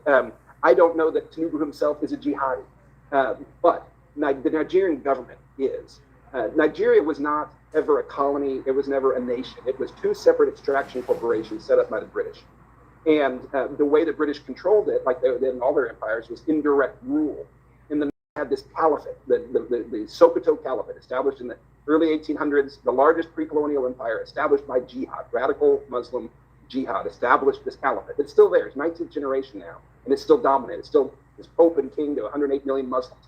And all of the terror, 99.8% of it in West Africa, is happening in the historic boundaries of the caliphate. And we'll get a little deeper into that. But the British co-opted that through indirect rule. They favored the caliphate. The South is the part of the country that embraced Great Britain. They went to school there. They learned English. They became Christians. They ran the bureaucracy. But when Great Britain went to withdraw and set up a nation, they lumped these two incompatible, the Christian with the Sharia law. They lumped them together and set up a federal government that was controlled by the North. The South had all the oil revenue that those British Petroleum extracted, and the North was in control. In fact, the capital they built, the villa, which is their White House, was built with 2 mosques and no chapel. I mean, that's just the structure of the government. They had a revolution. The people in the South tried to split off, and the British backed the North. The British backed the caliphate to subjugate the South. The British, and this was during our Vietnam War when we weren't paying attention, they did a blockade of the South and starved more than 2 million people to death, mostly children. And they said it was a tactic just to get them to the table quicker. Well, the North won. They subjugated the South. They took everybody's money away, gave me 20 pounds, and called it even. And that's been the control ever since. It is a northern controlled system, engineered that way, designed by the British to fail. Like a lot of their colonies when they left, they designed them to fail. So the North can control the resources, and the British can continue looting. That's how the government is set up. That's what exists today. And so this northern caliphate that has all the control, the federal government is just a front group for it when it comes down to it. They're two heads of the same monster. The ideology that it's okay to kill people for their thought is the foundation of the Northern Caliphate. And that is not repudiated. It's also the foundation of Islam. Correct. Yeah, and that is the foundation of Islam. That's considered a voting bloc. That's considered a coalition. That's considered, a base of support for the government. It's not. They're not enemies. So they can't go and wipe this out because they'd be committing suicide. And it's insane when they capture these Boko Haram people and these other. So there's different groups, but it's all under the same caliphate. Their victims get stuck in these shitholes to die. The people they captured go through these rehab programs, and then a lot of them get jobs in the military. So these same jihadis, when they get put in time out, they get sent back with the military uniform. It's insane to think that sanctions are going to work there, to think that government's ever going to do anything about it. It's physically impossible for them to do something about it because they'll be fighting themselves. It's who they are. Yeah, it's not financially motivated. It's ideological. It's Islamic. It's Islam at the end of the day. So what are sanctions really going to do? Sanctions aren't really going to do anything. You're absolutely right. I want to go ahead and play this clip of President Trump saying that Christianity is facing an existential threat in Nigeria. And then I want to get into your advocacy because a lot of people are probably not aware that you're one of the key figures who really helped make this topic mainstream, bringing it to the attention to the White House and also getting lawmakers to now speak out about the persecution of Christians in Nigeria. So let's go ahead and watch this clip. Christianity is facing an existential threat in Nigeria. Thousands and thousands of Christians are being killed. Radical Islamists are responsible for this mass slaughter. I am hereby making Nigeria a country of particular concern. That's a legal definition. When the Christians or any such group is slaughtered, like is happening in Nigeria, 3,100 versus 4,476 worldwide. What horrible numbers. Something has to be done. I am asking Congressman Riley Moore, together with Chairman Tom Cole and the House Appropriations Committee, to immediately look into this matter and to report back to me. And I mean, like, immediately. The United States cannot stand by while such atrocities are happening in Nigeria and numerous other countries. It's not only Nigeria, it's all over. We stand ready, willing, and able to save our great Christian population around the world. This is not going to happen. The killing of Christians is not going to happen.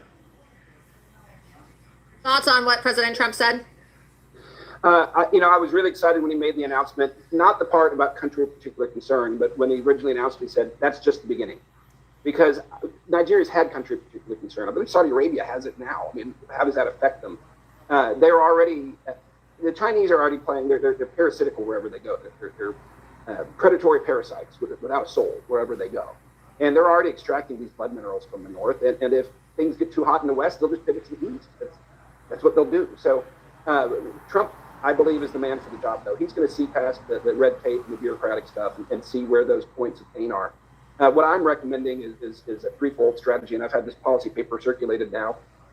First is a congressional delegation. We have to go in treating the Nigerian government as a hostile entity.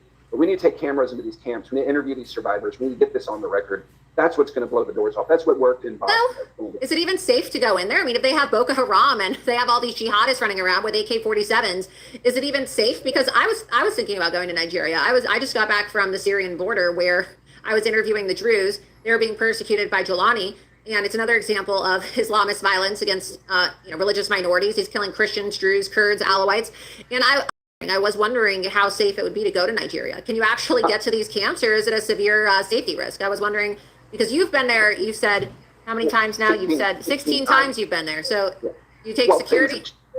Well, I haven't in the past, but something's happened in the past month that's changed everything. I am now, if you can look it up, I'm the most famous American in Nigeria by far. It's crazy. And I guarantee you that I've got a fatwa against me. The Sultan of Sokoto has name-checked me in the media. But I could take you. I'd be happy to. It's a big country, so that all these killings take place in the north. The other thing that's we got going for us now, the world is watching. They're being very careful. They've already put word out that when the world looks away, they assume the world's going to look away, that they're going to pursue anybody who used the word genocide. They're going to pursue them for treason. So they're already saying they're going to kill anybody that speaks up.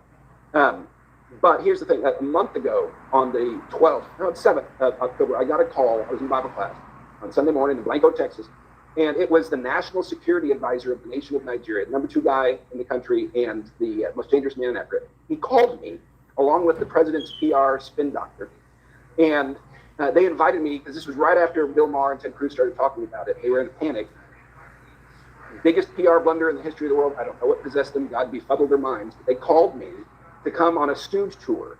They rolled out the red carpet, flew me business class. I landed after 30 hours of travel. This was the 12th. It was a week later. I was on the airplane.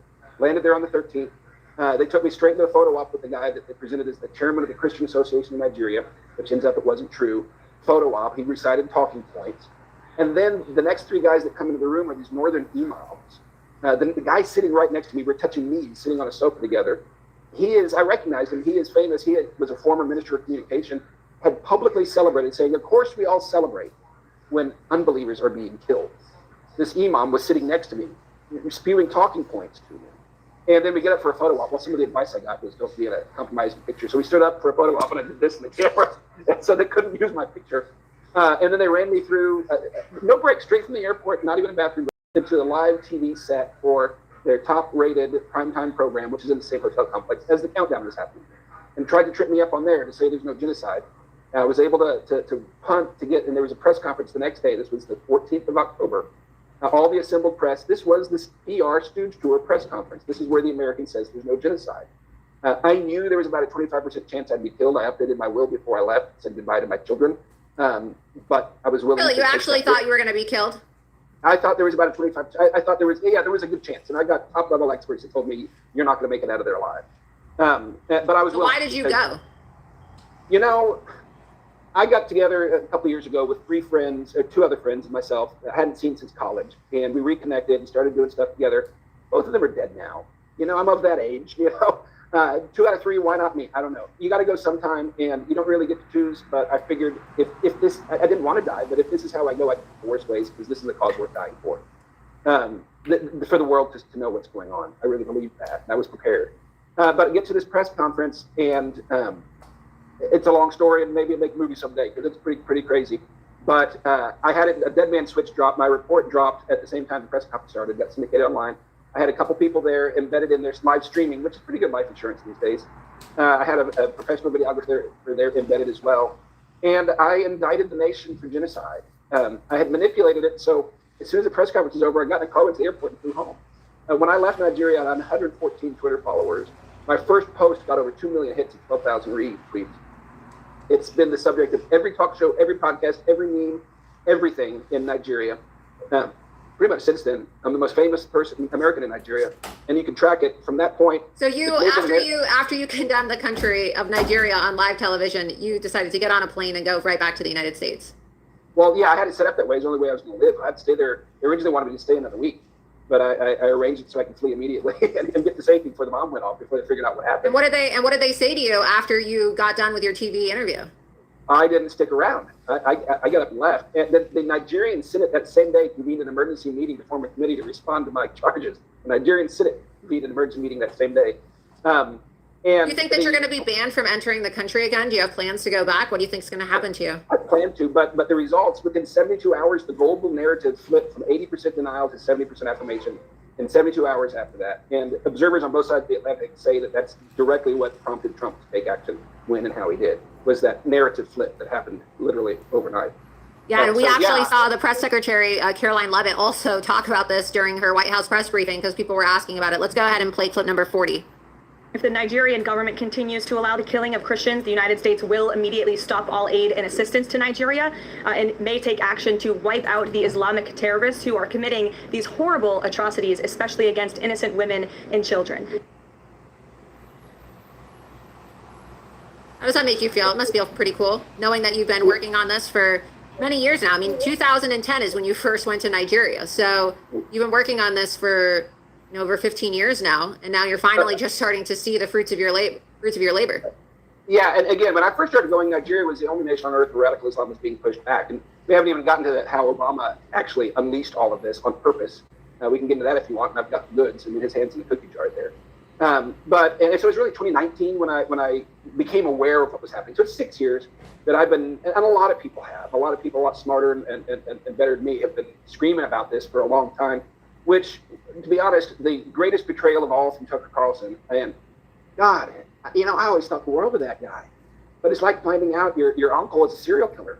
I mean, it's like it just doesn't reconcile watching this stuff come out of his mouth. But he actually said that the reason this is an issue now is because they're just trying to deflect attention from Ukraine. So yeah, for 6 years, I've been busting my ass and traveling when it was level 4 do not travel warnings, risking my life, and other people have been doing the same, trying to raise awareness of this just so we can deflect attention away from Ukraine. That's the hardest Ukraine part. war. Obviously, that's not even true because, this has been going on long before the Russia and Ukraine. For those who don't know what you're talking about, we have the clip here. So let's go ahead and play clip number 34, another one of Tucker Carlson's lies. Cruz specifically, but he's all of a sudden, kind of out of nowhere, deeply concerned about the plight of Christians in Nigeria, which I want to restate. Maybe a totally valid concern, I don't know. But that's weird. What is that? All of a sudden, everybody's concerned about people who clearly have no track record of being interested in Christians at all, including Ted Cruz. What is going on? Where is this coming from? Well, in fact, what's interesting is they're calling it a genocide.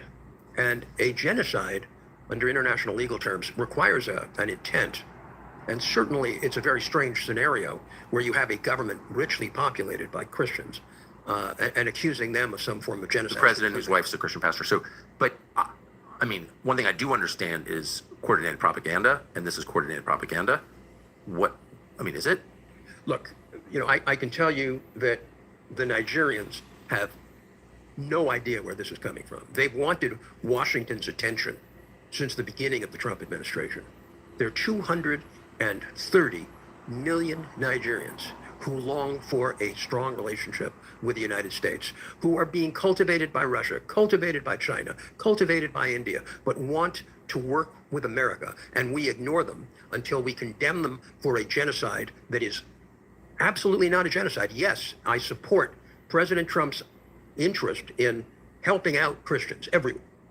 But we condemn these Nigerians for a genocide because it's so bad to condemn an entire country for a so-called genocide. First of all, isn't that exactly what Tucker Carlson has been doing to every single Israeli and every single Jew over the war between Israel and Hamas? So they want to say, oh, well, you have to have intent. You have to have intent for it to be a genocide. Well, what's the intent for Israel and Hamas? That's not a genocide, but they call it a genocide. What is the intent, aside from actual counterterrorism? What is the intent? What is the intent of the killing of Christians by Muslims? Well, it's the Islamic ideology. Obviously, it is a genocide, an actual genocide, not what we're seeing in Gaza. Look, yes, it's sad that women and children are dying. In every single war, there are people that are going to be killed. But the Jews are not just, the IDF. What people forget is that Israel is a country. I just got back from Israel. I was there last week for an entire week. It's a country that consists of Jews, Christians, and Muslims. They have Muslims that serve in their military. They have Muslims who serve in the Knesset. They have Christians. And so it's not like a Muslim majority country where you have complete persecution of all non-Muslim religious minorities. So what would be the intent of Israel to carry out a so-called genocide, right? Well, obviously they don't hate Muslims. Obviously they don't just hate Palestinian people, because they have Palestinians and they have Arabs living, going to school, living freely in Israel, working in Israel, serving in the military in Israel, serving in the Knesset. But yet Tucker Carlson condemns, it seems like he condemns every single Jew on planet Earth for what's happening in Gaza right now, or was happening until the ceasefire. And he has no problem condemning the entire population of Israel for a war that was started by Islamic jihadists on October 7th when they decided to carry out a very brutal and barbaric attack, killing 1,200 innocent people. So you see the hypocrisy of Tucker Carlson, right? Like, oh, well, we need to have sympathy. Don't condemn all 230 million Nigerians, but let's condemn the entire population of Israel. Let's condemn every single Israeli, even though there's Muslims who are living in Israel. Let's condemn every single one of them for this conflict. I mean, you see, there's just no intellectual consistency, right? It's just complete propaganda. He talks about propaganda. Well, that is propaganda. And to say that there isn't an intent when we know that Islam calls for the killing and the massacre of all non-Muslims, I mean, come on, who does this guy think he is? And then they want to say that this is coordinated propaganda. We have a lot of videos. You provided me with a lot of your videos from on the ground. Some of them I can't even show because I'll get banned if I show some of these. I mean, you sent me a video of a beheading. A couple that you knew in Nigeria that was actually beheaded. A Christian couple that was actually beheaded by these Muslims in Nigeria. I can't play that video because my account will be banned because of the policies on not showing acts of violence. But I've seen these videos. You have seen these videos. This is real. This is not propaganda. I have been a fan of Tucker Carlson ever since the bow tie days. I mean, I have never, watching that video, and I watched it the other day, that you just played, I have never felt more betrayed and disgusted and just shocked in my life. Every word out of both of their mouths was a complete, absolute lie, complete fantasy. Calling this guy a human rights expert is like calling O.J. Simpson's attorneys family violence expert. This guy is a defense attorney for genocidal despot. I mean, that's what he is. So I guess that makes him an expert in human rights, but on the side of the perpetrator.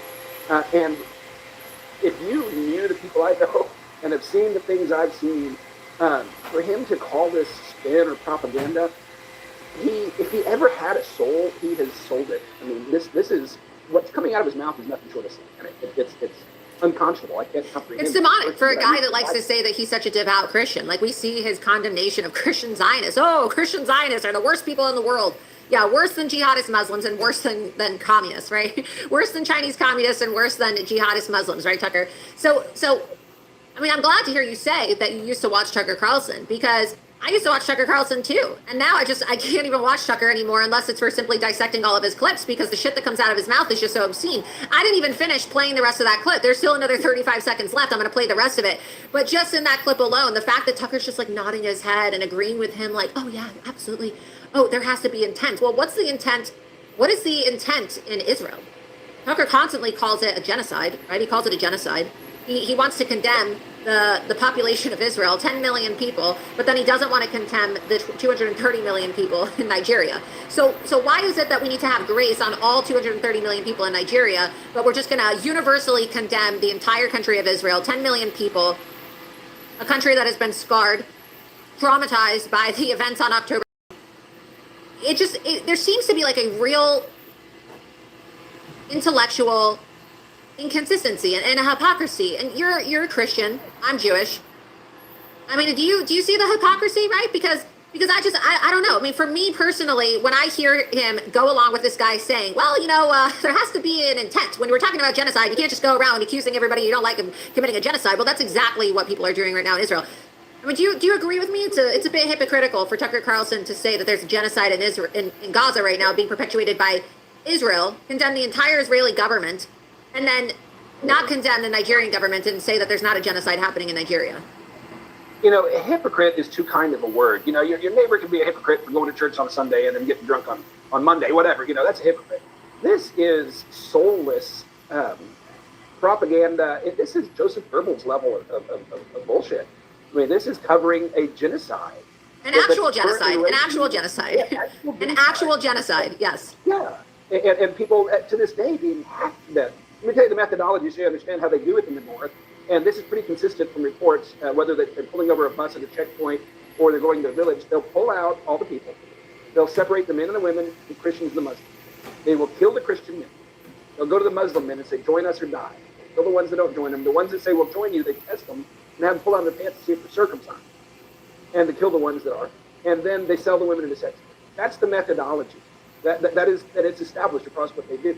This isn't some, global warming or I want my cattle to graze on your grass. This is a systematic effort to wipe out all the Christians and then radicalize all the Muslims. I mean, that's what this is, and it's raging and continuing in the North. Now, again, the South, the most amazing people on earth you'll ever meet. I'm told, and I can back this up by my own observation. I don't know the stats, but the most wealthy and educated group in America is Nigerians living in America. Amazing people, the most generous, hospitable, entrepreneurial, bright people you're ever going to meet. You want a Nigerian doctor. Trust me. If you don't have one, go find the best. And that's who's being suppressed and ground down in all of this. They before the British wiped them out when they sought independence, Southern Nigeria was the fastest growing economic region on earth 10 years running. They have so much potential there, but this totalitarian, evil government keeps them suppressed. It takes all the resources. And anybody that dissents, they will jail them, they will disappear them, they will kill their families. I know people a young man who made it to the IDP camp, had a college education, that burned down a school so he couldn't prove he had a degree. They killed his dad. He's in this IDP camp. He writes a letter to the editor of the newspaper about it. The next day, he's taken out, beaten almost to death. They said, if you ever speak up again, we're going to kill you and your family. That's what's going on there. The Nigerian people, if they knew what was going on and we gave them just a little bit of encouragement and support, they would level set this thing pretty quick. We don't need to get in the regime change because they'll do it themselves. It's really not the majority that supports all this. It's the powerful minority that controls the system. I want to go ahead and play the rest of this clip, and then we'll continue because the clip isn't over. I mean, I just had to pause it because there's just, as you said before, it's worse than propaganda. It makes my skin crawl. I don't even have words for how, and I said this in the very beginning of my show. I said people are going to come to see how evil Tucker Carlson is when they watch this, because it transcends just regular propaganda. It really is demonic. There's something very demonic about this, trying to gaslight people into thinking and believing that the videos that they see of innocent Christians being massacred is not real. It's a figment of your imagination. It's propaganda, as Tucker Carlson says.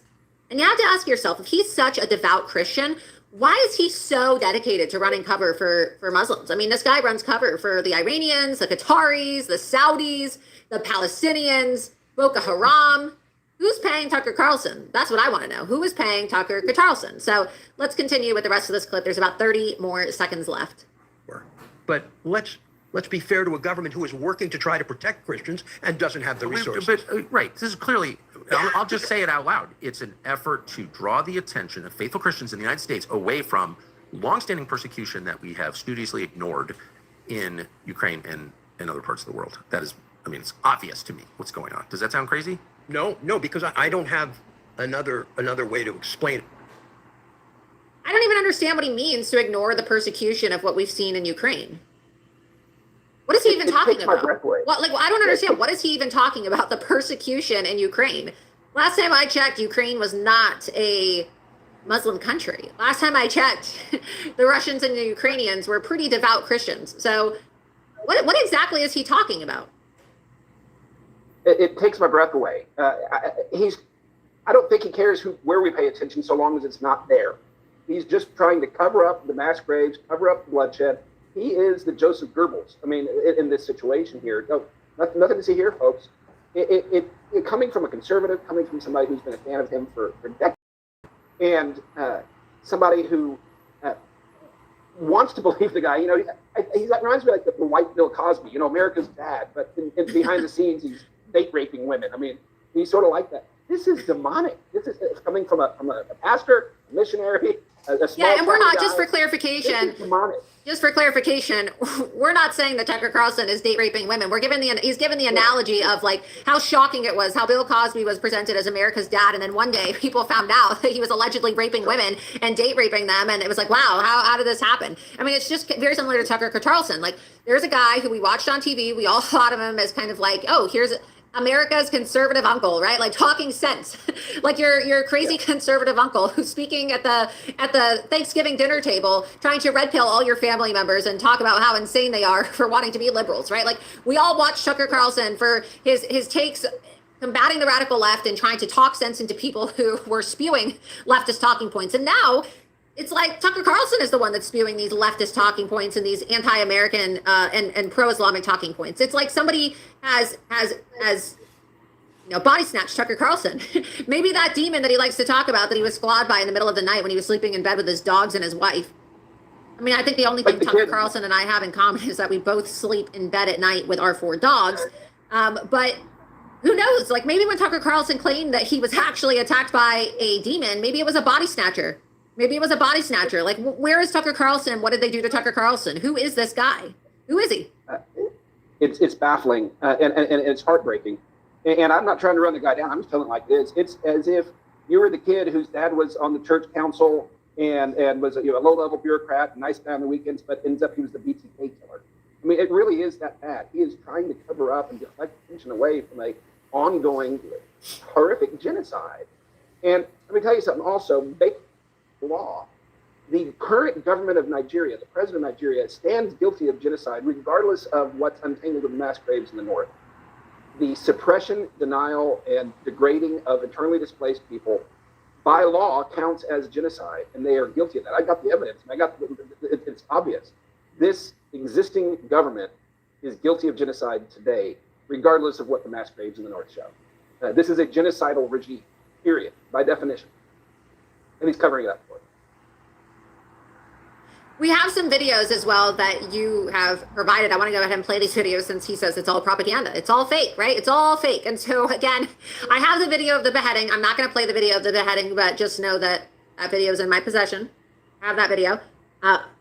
We have a video of a 17-year-old boy telling the story of the Boko Haram attack, a 12-year-old girl telling the story about a Boko Haram attack on her village, Nigerian pastors begging the West to help. Let's go ahead and play this clip first of the Nigerian pastor begging the West to help. Clip number 43, and then we're going to get into the clips that you have provided. Please stand for us. We are dying. Save our life. Look at this. Let's use them. Please, why? Allow us to survive. Please, send your men to come and save us. Because they have already finished the battle. Finish us. We have nobody. Only God in heaven can stand for us. Please, I'm begging you, United Nations. Your silence is getting worse.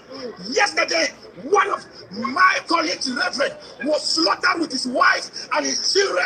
And I'm right here, look at women. Immediately they were communicating. After the Fulani harassment, I'm really burning down 2 villages. Then the soldiers came in, trying to cause confusion. And who are these army men that are using machine motorcycles? They shoot. They will go. We stand for us. We have nobody. Everybody, we are now ready to do the last prayer. This Islamic agenda is taking over the nation. Now live at the police station in Barkiladi. Look at those at the IDPs. We have nobody to stand, and we are the survivor. Now more IDPs are being added. Where did they want to go? They have already signed our land, has been relocated to them. They have signed our villages, have been relocated to Fulani husband, and nobody's talking. Even my colleagues, reverends, are keeping quiet. Women are dying every day. Men are dying. What do you want us to do? Please, please, I'm begging you, congressmen of London, please stand for the helpless. They have nobody. I know you are a friend of mine in Facebook. I mean, it's just so heartbreaking. No, he really just wants you not to pay attention to Ukraine. That's all he's trying to do, according to Tucker Carlson. Yeah, because his friend wasn't actually killed, right? He's making it all up, right? His friend wasn't actually killed by a machete attack by a Muslim waging a machete, right? He's just making it all up. That woman isn't actually dead. That's just a body double, right? Like that's just a body double, right? It's unconscionable, and there's mass graves all over. I mean, it sounds horrible. I'm sorry for laughing, but it's like, are we just going to say that these mass graves are fake and that the woman that was on right now wasn't actually dead and that his friends weren't actually killed by Muslims waving machetes? I mean, that's what Tucker Carlson is essentially saying. He's saying that it's all fake propaganda. It's a psyop. It's a psyop, according to Tucker Carlson. It's exactly what he's saying. It's unconscionable. He cannot plead ignorance. He's intentionally trying to hide a raging genocide because his paymasters told him. I mean, he has no soul. But that's the thing. Who are his paymasters, right? Like, he says that he's not getting paid by Qatar. He's obviously tied in with Muslims. He's obviously tied in with genocidal Muslims. We already know from his media company, he received a $15 million investment from Omoye Malik, half Iranian, half Pakistani. Then he claimed he gave the money back. He goes to Qatar, he goes to Saudi Arabia, he interviewed the president of Iran. He allowed for the president of Iran to lie and say that they never tried to assassinate President Trump, even though they have tried to assassinate President Trump multiple times. So now he's trying to lie and say that Muslims aren't persecuting Christians. So what's next? Like, then he says that Osama bin Laden, we should be sending condolences to Osama bin Laden. He says Hamas isn't really an actual terrorist organization, it's a political movement. I mean, there's a pattern here, right? Like, Tucker Carlson has become a straight-up apologist for Islamic jihadists. There's no denying it. After watching this interview with Robert Amsterdam and Tucker Carlson, there's no denying that Tucker Carlson is an apologist for jihadis. Yeah, and I think this one, for me, and I know for a lot of people, it was the straw that broke the camel's back. I know you've been raising the alarm, and, if other corners of the world that I'm not so familiar with, you want to give this old buddy of yours the benefit of the doubt. For me, this is the one that just ripped the scales off my eyes to see how purely evil Tucker Carlson has become. And it breaks my heart, but there's no other way to say it. He's become pure evil. It is what it is. There's no other explanation. I want to go ahead and play another one of your videos that you provided me with. Did you film this video of a 17-year-old boy telling the story of his Boko Haram attack? It was my videographer, and I was standing right there. And just so you know, this young man has sickle cell anemia. That's why he looks small.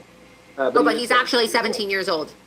Yes, and he's talking about when he was 6. So 11. He's been in this camp for 11 years. He's one of the students in our school there at the camp in Abuja. So yeah, he's one of ours.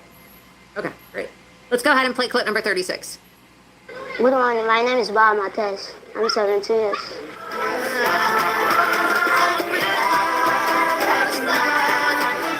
It was the Boko Haram. Once we are living in peace, we don't know how to fight or whatever. We were living in peace. Boko Haram now came and started shooting. All of us, we are jumping through fence so that we can guide our life. That is how. We run onto a mountain. They see no one in the house. They now follow us up into the mountain. They were killing people, slaughtering them like a goat. We were working in the dead people. After for a while, they know we are farming and using our water to cook and wash. By that time, we didn't have tap water or this thing. It's only well we have. After for a while, they know they have seen we are using the well.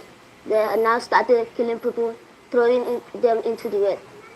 That is how they still were hungering us, and we now started drinking the water with the blood inside. After for a while, we are suffering like this. They were killing people. Know how you can do to save them. If you come out, they will kill you too. Like this, they were killing our brothers and sisters. We were seeing them. But my mother, she's a businesswoman. She used to fly Akala. We use her money to do transport. Our cousin helped us to pack us for our clothes. We now come to Pilka. From Pilka, we now go to Goza. From Goza, we now come to Berlin. After for that, we are hearing them. They were following all the people. They were following our brothers and sisters, even to the Cameroon. They were following them to kill them. But thank God, my dad have money and now pay money for a ladder to bring us to Abuja. We are living in scared. We are not coming out in the morning, talk less of night. We are sleeping there. They don't, by that time, there was not IDP camp. We are living together with host community. It's 2014, we came here. We are living with host community. Then, one man came to here. It was pastor. Yes, he opened us a church. Now, he was the one that started with us. And he come name us IDP camp. From there, we now started getting food, shelter, and education. You've been in the camp for how many years? 11 years. Yeah. Yes, I am still in school. I want to be a doctor. I want to help people that they are dying sickly. Some of them are in the surgery. I want to learn handwork. We are doing summer lesson and they are teaching us shoemaking. So I enjoy it and I want to do it. Thank you.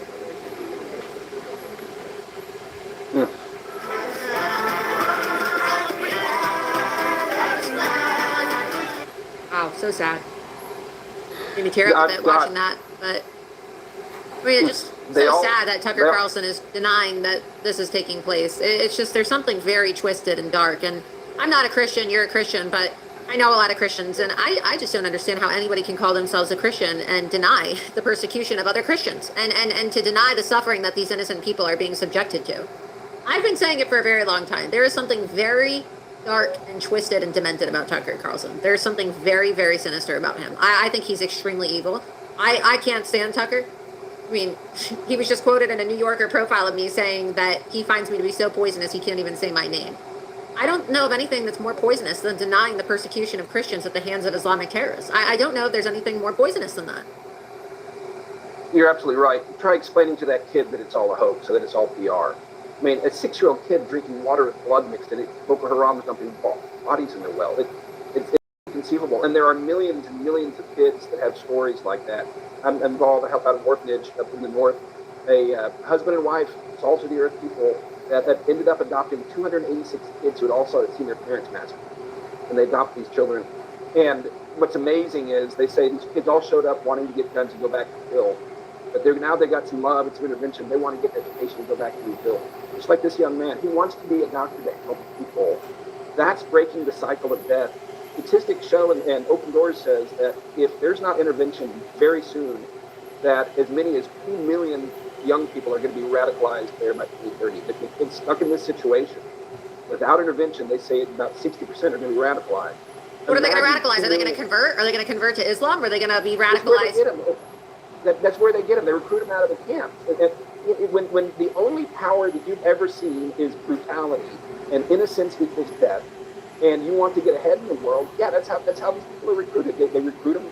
That's what Boko Haram means. Western education is forbidden. They wipe out the schools, they take away the education, and they breed this generation that's ripe for radicalization. And that's the goal there. Imagine 2 million more Boko Haram members in 2030. That's what we're looking at if we don't intervene. And that's the strategic play from the other side. Displace them, degrade them, grind them down, radicalize them, and then it's over. Then it's metastasized. There's nobody that would say that right now there's 2 million radicals in northern Nigeria. It's a fraction of that, I'd imagine. Imagine 2 million being added to the thing. That's what we're looking at if we don't intervene right now.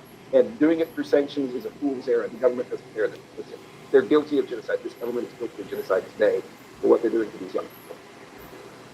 Let's go ahead and play clip number 37. A 12-year-old girl tells the story about Boko Haram attacking her village. My name is Grace Matthias. I'm 12 years.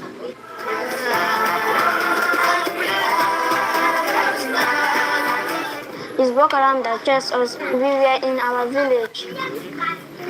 We didn't know what bring them. They just came and started killing people in our village. And that is why they chased us in our village and we came to this new category.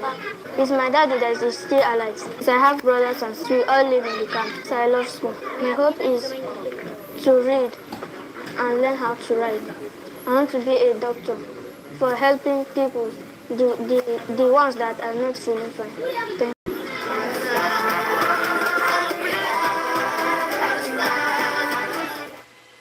So what does your organization, Let Us Rise Africa, do? Are you giving education to these children? What exactly are you doing? Because it seems like a lot of the videos you have are with children who have been displaced through these acts of genocide. Their families have been killed. They're living in these, I guess you could call them concentration camps, refugee camps in Nigeria that are not exactly secure. They're not protected. And so Boko Haram could easily come in at any moment and slaughter all of these people inside these camps.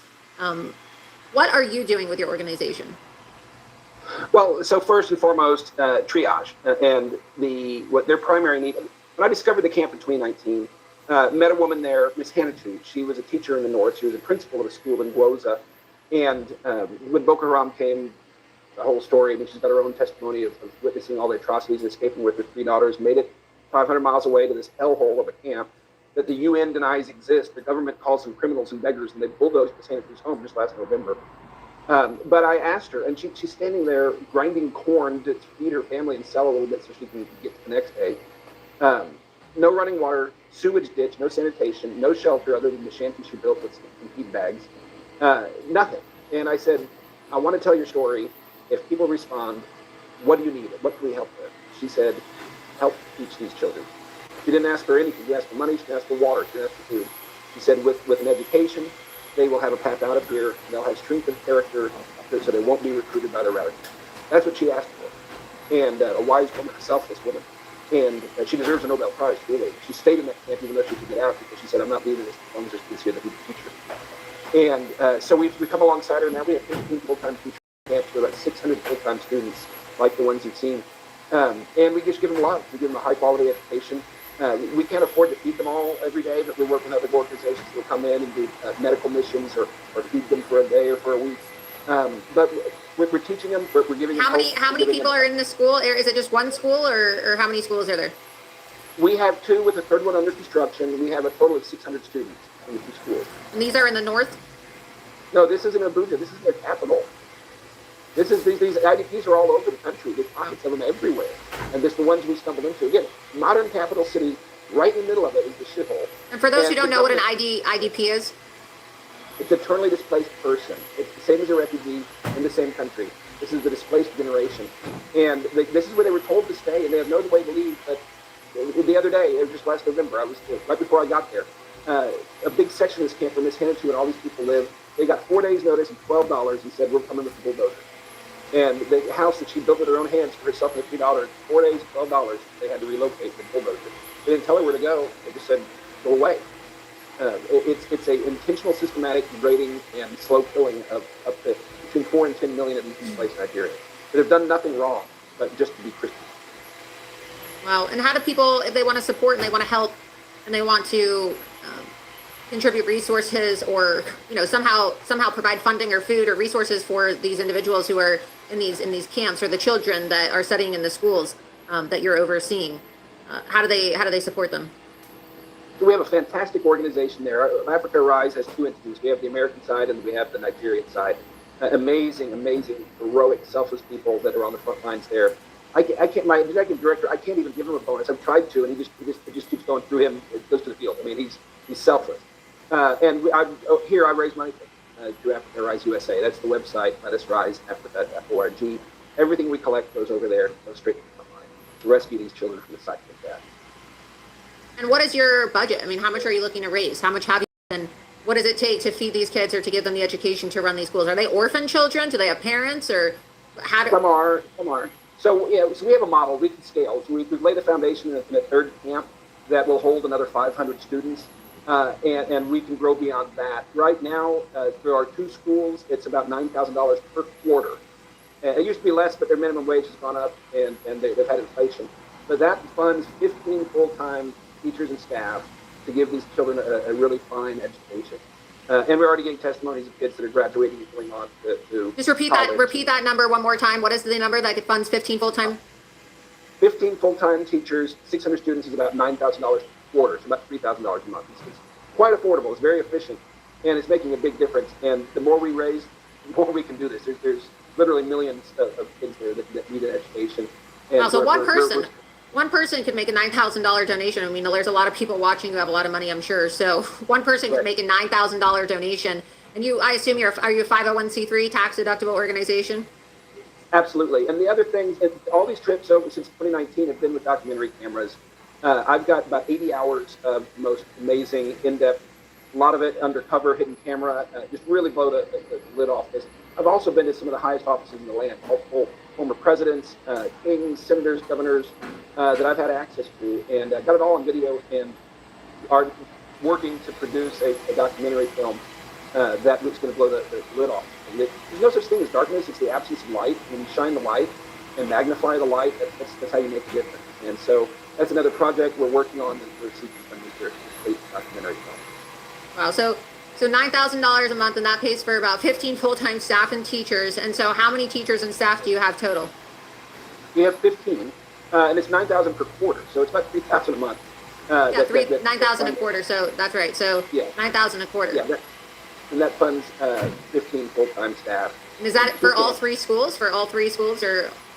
That's for 2 schools. And you said there's a third under construction. So for both of the schools, it's 15. And how many students are getting an education with that money? 600 students, right? Wow. Thereabout.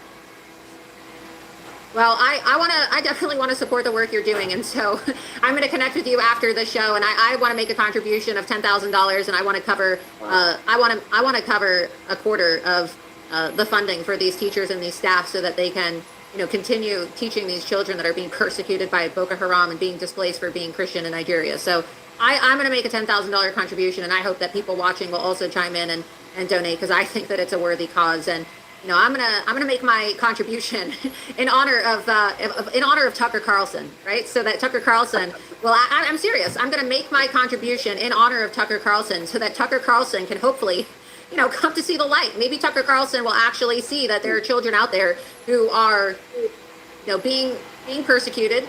Their parents are being killed. They themselves have had to witness horrible atrocities. And maybe Tucker Carlson, if he really is the Christian that he claims to be, he'll see the light and he will apologize for saying that this is propaganda. And maybe he will also make a matching contribution. Hell, Tucker Carlson's got a hell of a lot more money than I have, right? So maybe Tucker Carlson will find it within his heart to make a contribution to your organization as well. And maybe he'll have you on his program to make amends for his lies that there's no persecution of Christians in Nigeria. Maybe he'll travel. I don't know. Tucker Carlson seems to have a really large budget. Maybe he should take his camera crew to your school in Nigeria and interview these students and raise awareness about what's happening. I'm trying not to tear up. You're a godsend. Thank you. That's so generous. I will make sure that you get all the testimonials and everything that you would like from these children. And I would love to take you there. If you want to go there, don't go with anybody else. I know the lay of the land and keep you safe. But I'd love to take you and Tucker there together.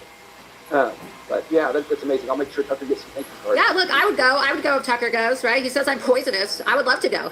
I would love to go and help document the persecution of Christians and use my platform to further raise awareness about this. And maybe Tucker will make amends and he'll realize how awful his claims that this is all just, a bunch of propaganda. I think it's atrocious. I think it's really irresponsible for somebody who has one of the largest podcasts in the country, really the entire world, with that much influence to be lying and saying that these atrocities are acts of propaganda. Trying to organize, and a number of people are working on this, but a congressional delegation.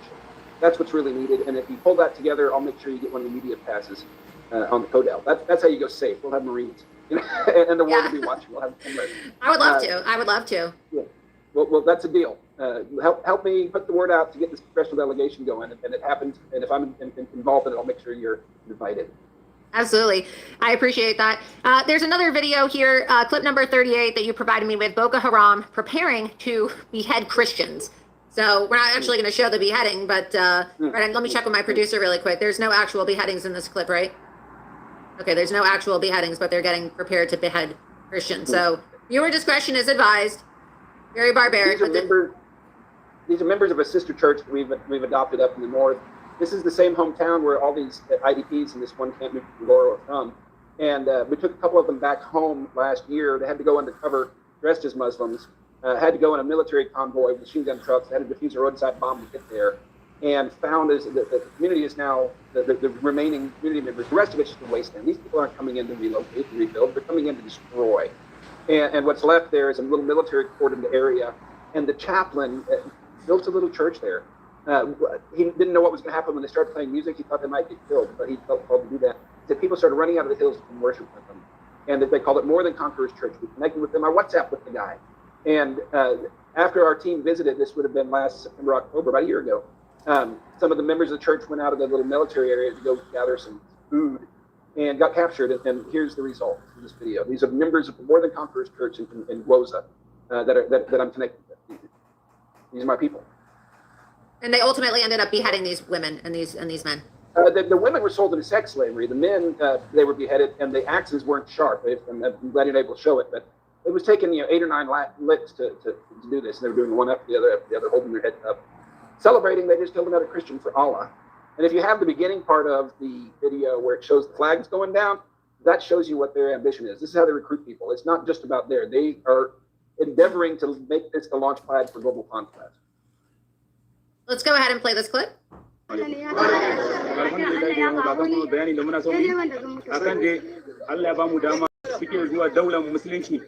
Suna ta kashe muna tsofaffi, suna ta kashe muna yara kanana, suna haka dai ba ta addini da ba sa yi muna.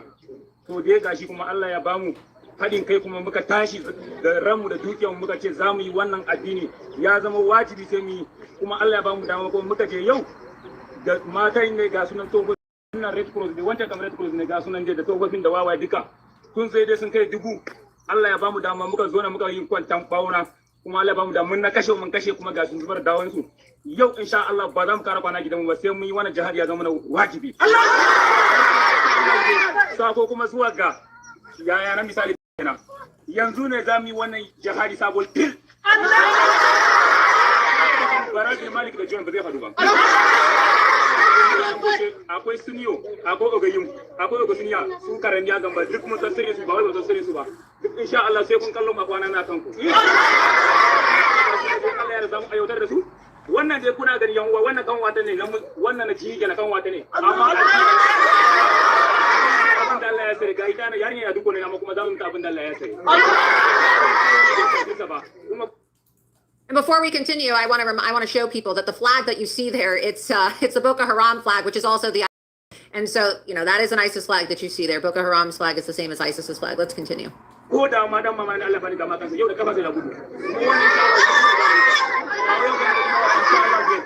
Kuji tsoron Allah ko da mana cikin mun Allah ba mu dama Allah da ni ne ba su ko na fadin Allah da kuma sadaka da jini kuma kan addini nan. Ai kafirci yanzu kam sai da ban kasa, sai da mukan mu na cikin kasa. Insha Allah za mu fita jini wannan da wancan bewar Allah da yayin wannan bayan Allah guda biyu. Wayannan kuma son da mu ne za mu kara mai da su garin su, kuma za mu yi musu bayani, kuma mu musu na kodin musulunci mu cewa a sai addini na da izza. Insha Allah wayannan da wayannan guda uku za mu mai da musu garin su. Su ne ba sa da hankali, suna kashe muna tsofaffi ne mai mun kuma shi musulunci kuma baya kashe tsoho mai furfura. Gashi nan to mu ba za mu kashe, muna da hankali mu. To an Allah da mu za mu mai musu wayannan, amma Allah da wayannan da ba dogon musu ko kuma ya ba. Ke ki tashi, ke mata mama zo. السلام عليكم ورحمة الله تعالى وبركاته. هنا سودوتين جماعة أهل السنة للدعوة والجهاد كما سيدابورتي إمام أبو أميمة حفظه الله ورعاه. يوم رانا اللي تنيكو رانا جماعة يا تاجدا كلام ده مسلمتي شيرين ده هدوء دعوة الربيع الأول شكرا دبودي هذا ده يهودو ده 40 ده شيء ده كلام ده مسلمتي ده. تو الحمد لله من جاني أو بابا ده تكاني سودوتين مسلمتي ده نكابرتي معنا سودوتين غوشكنا. سنا زودي ده. Allah kuma ya azurta mu kansu, Allah ya dora mu kansu kamar yadda Allah subhanahu wa ta'ala ya ce wa kana haqqun alaina nasrul mu'minin. Mun kafa ta yaki da su, mun karkashe na kashewa, wanda Allah ya bamu dawo mun kama su, kuma gashi nan hannu da hannu Allah ya sa su hannun mu. Alhamdulillah komandoti mu da izinin Allah sun tashi ta zamu yaki al'ana ja'al qital. Allah kamar yadda suke zuwa muna a kullum kowane rana mu ma za mu fito musu a kullum insha Allah mu takudu da su. Allah su suna da dagutu, mu kuma muna da Allah. Allah za ga waye ne mai karfi dagutu da Allah, ko ya san Allah ne da karfi. Allah sai dagutu ya halace musulmai gaba ki daya. Insha Allah rabbi mu ne da jama'atul sunnah da Allah wai muke tuke. Muna karkashin Sheikh Abu Sumayya kenan hafizahullah insha Allah ta'ala. Komanda mu ma zai sake muku bayani wanda zai tamu a kullum a koyaushe kuma za mu je mu kama arna hannu da hannu.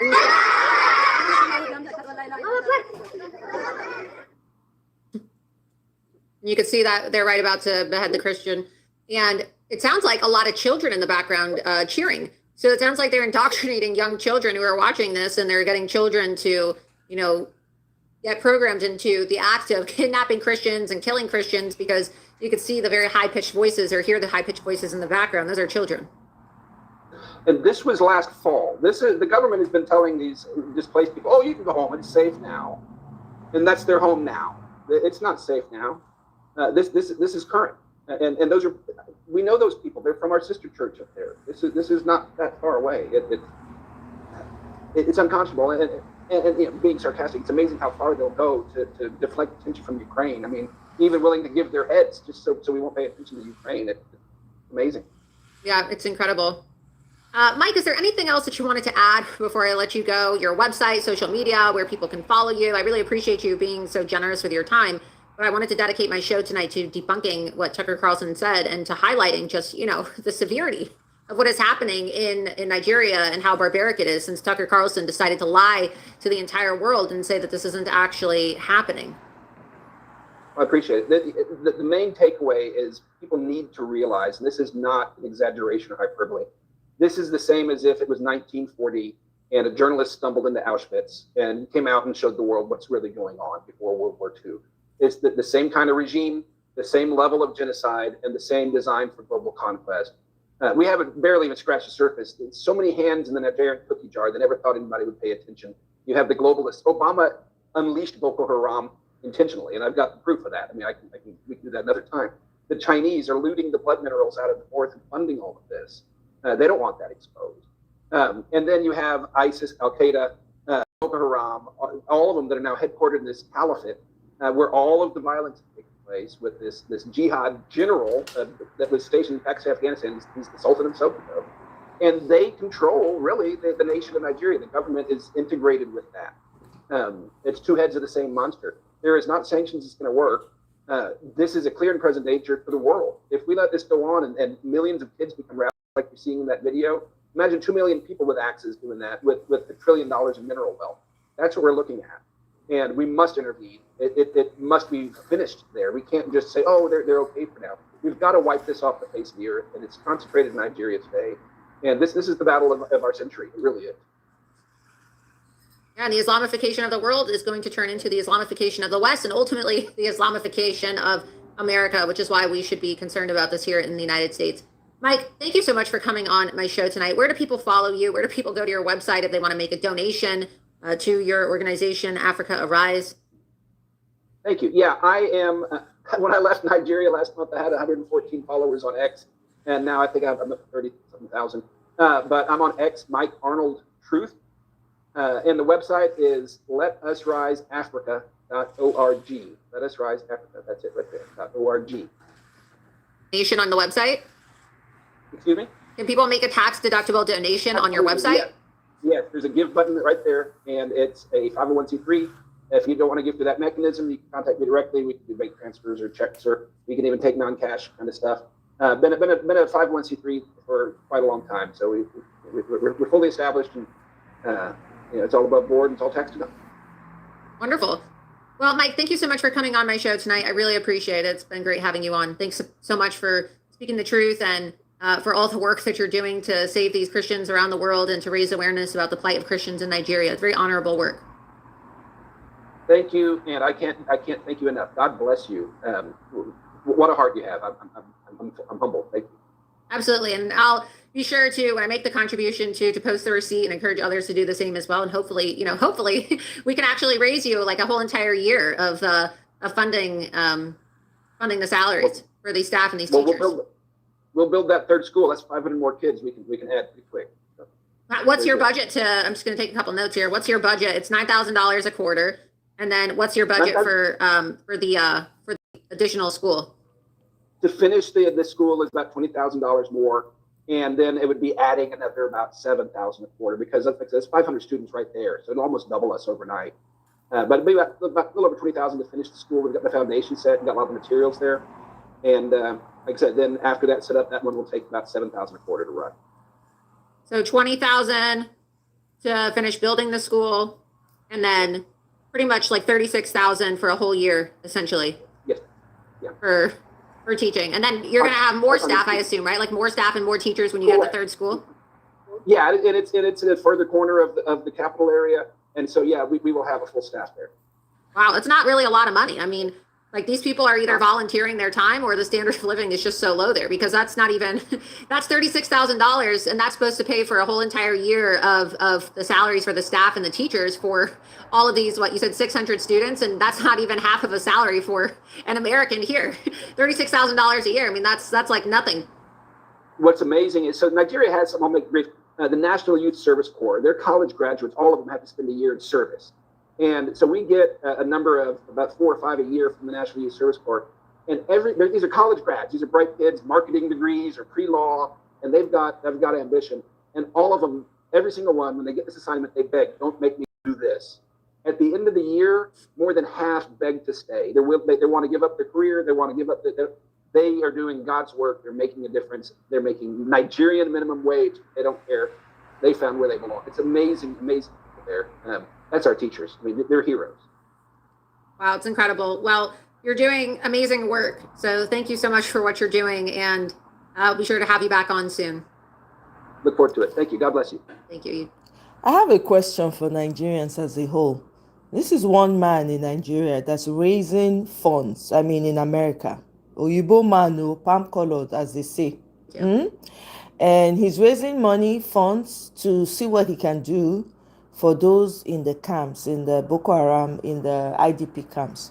My question to Nigerians in the diaspora, can't we get together as a people and do the same thing?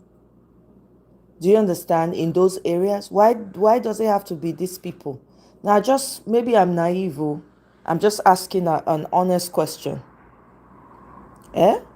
I'm just asking an honest question, because with everything that's going on, right? Or even let's say you want to go and do it for your own, you want to go back to your community and do it. Why can't people come together and do the same thing for their communities? Because you have IDP camps all over like Nigeria right now. It's littered all over the place. It doesn't make any sense.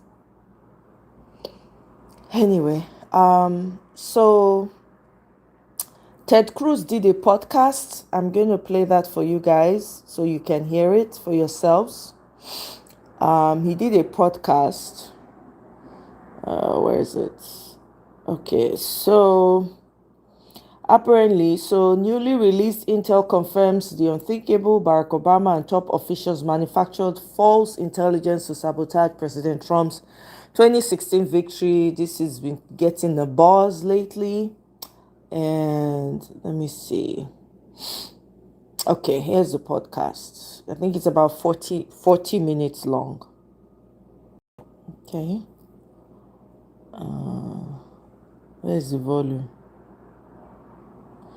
This is an iHeart podcast. Okay. There's nothing like sinking into luxury. Anabe sofas combine ultimate comfort and design at an affordable price. Anabe has designed the only... So you guys know that they recently, the shutdown is over, so all the senators, and they're back now. So Ted Cruz is back to talking about Nigerian Christians and all of that. So that's what we're going to listen to, the portion where he talks about Nigerian Christians, all right? Whether you need a single chair, love seat, or a luxuriously large sectional, Anabe has you covered. Visit 4v4 matchup featuring...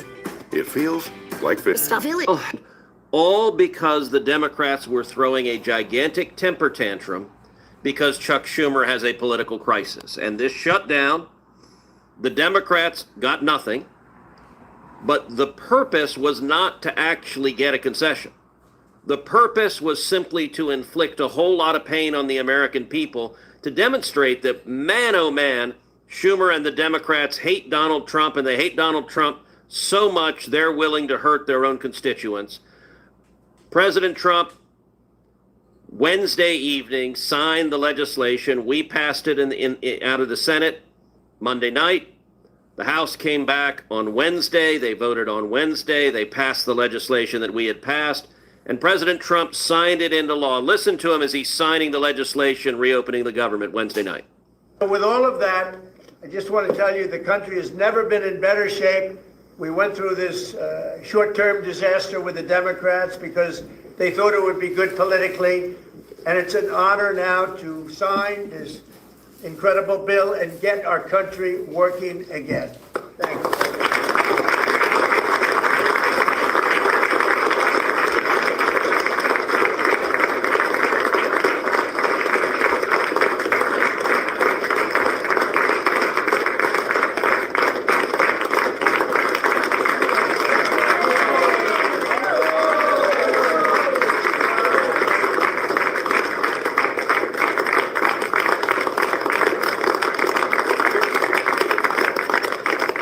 Senator, you can hear Republicans there cheering in the Oval Office. It's not every day you actually hear real cheering like that in the Oval Office. It's a little more formal usually. Obviously, Republicans surrounding the president, they were happy this is finally over and the American people aren't being held hostage anymore. Yeah, look, the Democrats, they I just announced it earlier. Tracy, you didn't hear? Americans. They also wasted billions of dollars of taxpayer money. Just signing ceremony, he described so many of the liberals on the show, and I'm like, what did you guys get out of this? This was the same deal that was on the table before the shutdown. So you just wanted to try to score political points. You hate Donald Trump so much that you just wanted to shut down the government and see if you could bring his approval rating down. Okay. You didn't give a damn so I'm about going to try and move to where because if you they're did, you would talking have at about least the made sure that those on food prosecutions. stamps would Okay, have gotten so those guys, benefits. You didn't. had real negative effects on small businesses. Even reduce flights 10%. Them pm.com/Ben or call them. he's not. Okay, I take it back.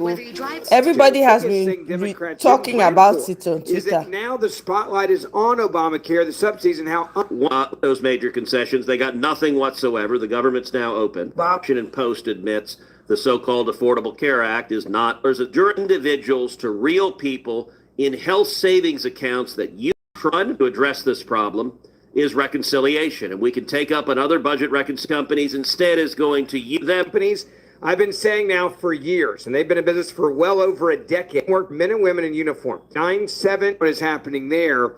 And I just came back from Israel. We haven't got to talk about that as much as we thought because the government shut down, and we're going to get to that. But one of the things that you see when you see that people are under attack because of faith, and I witnessed it going into the kibbutz. So guys, Obi by you, I take it back. People were just retweeting it. I think I saw a major newspaper talk about it actually. That's why I even brought it on. So guys, Obiano is alive. I beg you. He's alive. He's alive. So I take that back. So let me see. Really, Obiano. Let me show you guys where I found this thing.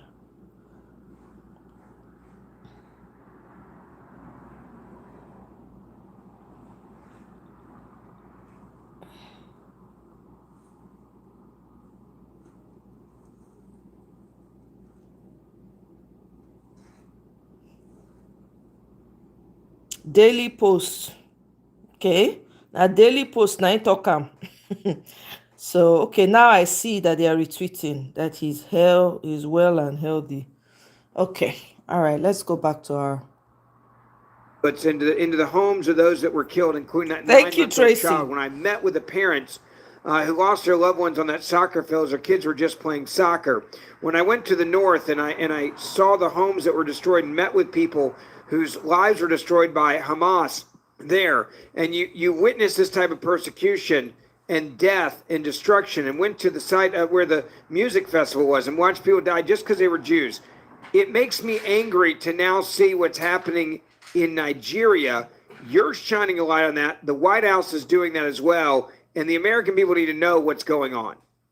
Yeah, listen, radical Islamic terrorists, they hate Christians and they hate Jews, and they have murdered vast numbers of Christians. They have murdered vast number of Jews. They continue to do so. And they also murder a significant number of Muslims. Radical Islamic terrorists, if you don't embrace their radical jihadist view, their ideology justifies violence or even murder to force you to submit. And the 13 years I've been in the Senate, I've spent a lot of time fighting for persecuted Christians all across the globe, especially those being persecuted by radical Islamic terrorists. Boko Haram, that is in Nigeria, is a vicious radical Islamic terrorist group. And if you look at, there is no country on planet Earth where more Christians have been murdered in the last 20 years than Nigeria. Since 2009, more than 50,000 Christians have been murdered in the country of Nigeria. I mean, literally, these Christians are being hunted down. Yeah, they absolutely are. Over 20,000 Christian churches and schools have been burned to the ground or otherwise destroyed. I mean, this has been mass murder, and it is horrific. And so I filed legislation in the Senate to direct the administration to designate Nigeria a country of particular concern, and to impose in particular sanctions on the government officials, because there are many government officials who are acquiescing in this mass murder against Christians. And so my legislation would impose sanctions on particular government officials. There are 12 states in the north where Sharia laws or blasphemy laws are enforced. There's also federal Sharia and blasphemy laws that are enforced, and the government officials use those laws to discriminate against and to persecute Christians. In some instances, they simply just turn a blind eye as Boko Haram and other radical Islamic terrorists murder Christians. In other instances, they actually use the law to facilitate the persecution. But after I filed legislation and I began pressing the administration to designate Nigeria as a country of particular concern, President Trump did so. And he sent out a tweet. Here's what his tweet says. It says, "Christianity is facing an existential threat in Nigeria. Thousands of Christians are being killed. Radical Islamists are responsible for this mass slaughter. I am hereby making Nigeria a country of particular concern, but that is the least of it. When Christians or any such group is slaughtered like is happening in Nigeria, 3,100 versus 4,476 worldwide, something must be done. I am asking Congressman Riley Moore, together with Chairman Tom Cole and the House Appropriations Committee, to immediately look into this matter and report back to me. The United States cannot stand by while such atrocities are happening in Nigeria and numerous other countries. We stand ready, willing, and able to save our great Christian population around the world." Donald J. Trump, President of the United States. That was exactly the right thing to do. I saw President Trump shortly after he issued that designation, and I thanked him. I said, it really makes a difference. It's the right thing to do. He was happy to do it. And I'll tell you, the government of Nigeria is deeply dismayed. And their response, their main defense, they say, well, they argue it's not a genocide. And what they say is, well, yes, 50,000 Christians have been killed, but you know what? Boko Haram has also killed Muslims, so it's all fine. Well, it is true. They have killed Muslims. Nobody's disputing that they've killed Muslims as well. But radical Islamic terrorists target Christians in particular for persecution, and the government is complicit in that persecution. That's what this is designed to address. And I got to say, you and I have talked about before that those who hate Jews hate Christians, and those who hate Israel hate America. That is true. We've also talked about rising anti-Semitism, and we've talked quite a bit about Tucker Carlson, because I think Tucker has unfortunately gone down a very, very dark path, a path where he brings on Hitler-praising nut jobs onto his show over and over and over again. But it also results, not only does he attack Israel in almost every show he does, but when you go on the path of hating Israel and blaming everything on the Jews, that often that same dark path leads you to embrace the enemies of America. So Tucker has said we should apologize to the family of Osama bin Laden. No, we should not.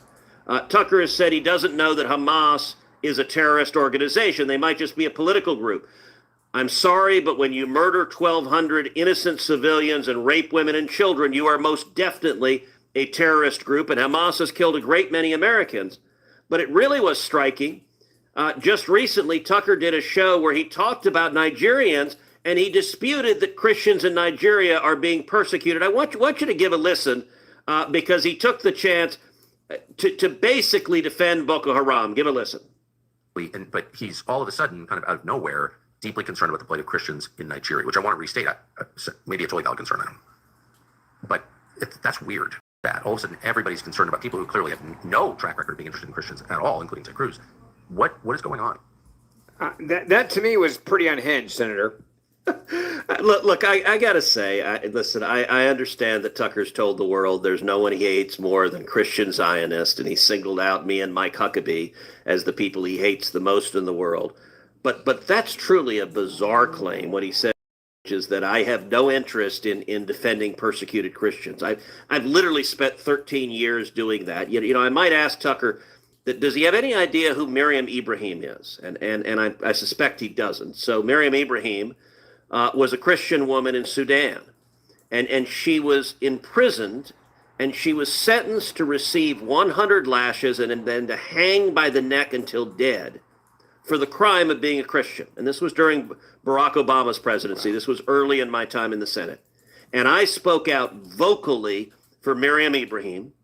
And she had two little kids. She had a son named Martin, and she actually gave birth to a daughter, Maya, while she was in leg irons. And I'll tell you, I repeatedly, practically begged the Obama administration for President Obama to just say her name. He would not do it. He never once said her name. I went to the Senate floor. I gave floor speeches. I shined a light. And globally, the Pope got involved, shining a light, defending her. And the pressure became so great, Sudan released her. And Ben, I'll tell you, it's an amazing thing. Yeah. I actually got to meet Miriam Ibrahim when she came to Washington. And I asked her, she was a little bitty woman. She's not very, very tall, maybe 5'1". She couldn't have weighed more than 100 pounds. And I asked her, I said, Miriam, tell me, when you were in that prison cell and your babies are in front of you and you've been sentenced to die for your faith, how did you not give up hope? And she looked at me with a peace that I'll never forget. And she just said, Jesus was with me. And I mean, it was powerful. It's incredible. But I think this illustrates how anti-Semitism is a poison that ends up poisoning every other view. So now Tucker is running around defending Hamas, defending Boko Haram, saying, well, I don't know that Nigerians or Christians are being killed in Nigeria, and why does anyone care about that? And apparently Tucker is only interested in atrocities if he can blame them on Israel. And since it's not Israel that's killing Christians in Nigeria, it's not a concern for him. Look, I think we should defend Christians when they're being persecuted. I think we should defend Jews when they're being persecuted. I think we should stand up and make a difference. Now, that doesn't mean that we invade every country in which there's injustice, but it does mean we use our voice as a voice to stand up for those. And look, as you know, my dad was imprisoned and tortured in Cuba. And so I have a particular heart for people who are unjustly detained and have spent a long time highlighting and doing everything we can to get people out of unjust detentions, whether in Sudan or China or Lebanon or anywhere. And I'm very glad President Trump is standing up for the Christians in Nigeria. I want to take a moment and just talk to you real quick about an incredible opportunity for you to continue to expand your mind and learn no matter what your age. That's it for that. I just want to, because that just dropped this morning. So I wanted to bring it to you guys so that you can listen to it. So I'm going to end the show right now. Thank you so much. I see that there's an overwhelming agreement that there's a Christian genocide happening in the Middle Belt and the North, which cannot be denied. Thanks for those who participated in the poll, and thanks to those who have liked the video, shared, and those who have subscribed. I appreciate you all of you. Thank you so much. I will see you on my next live. Have a wonderful Friday and a wonderful weekend. Bye.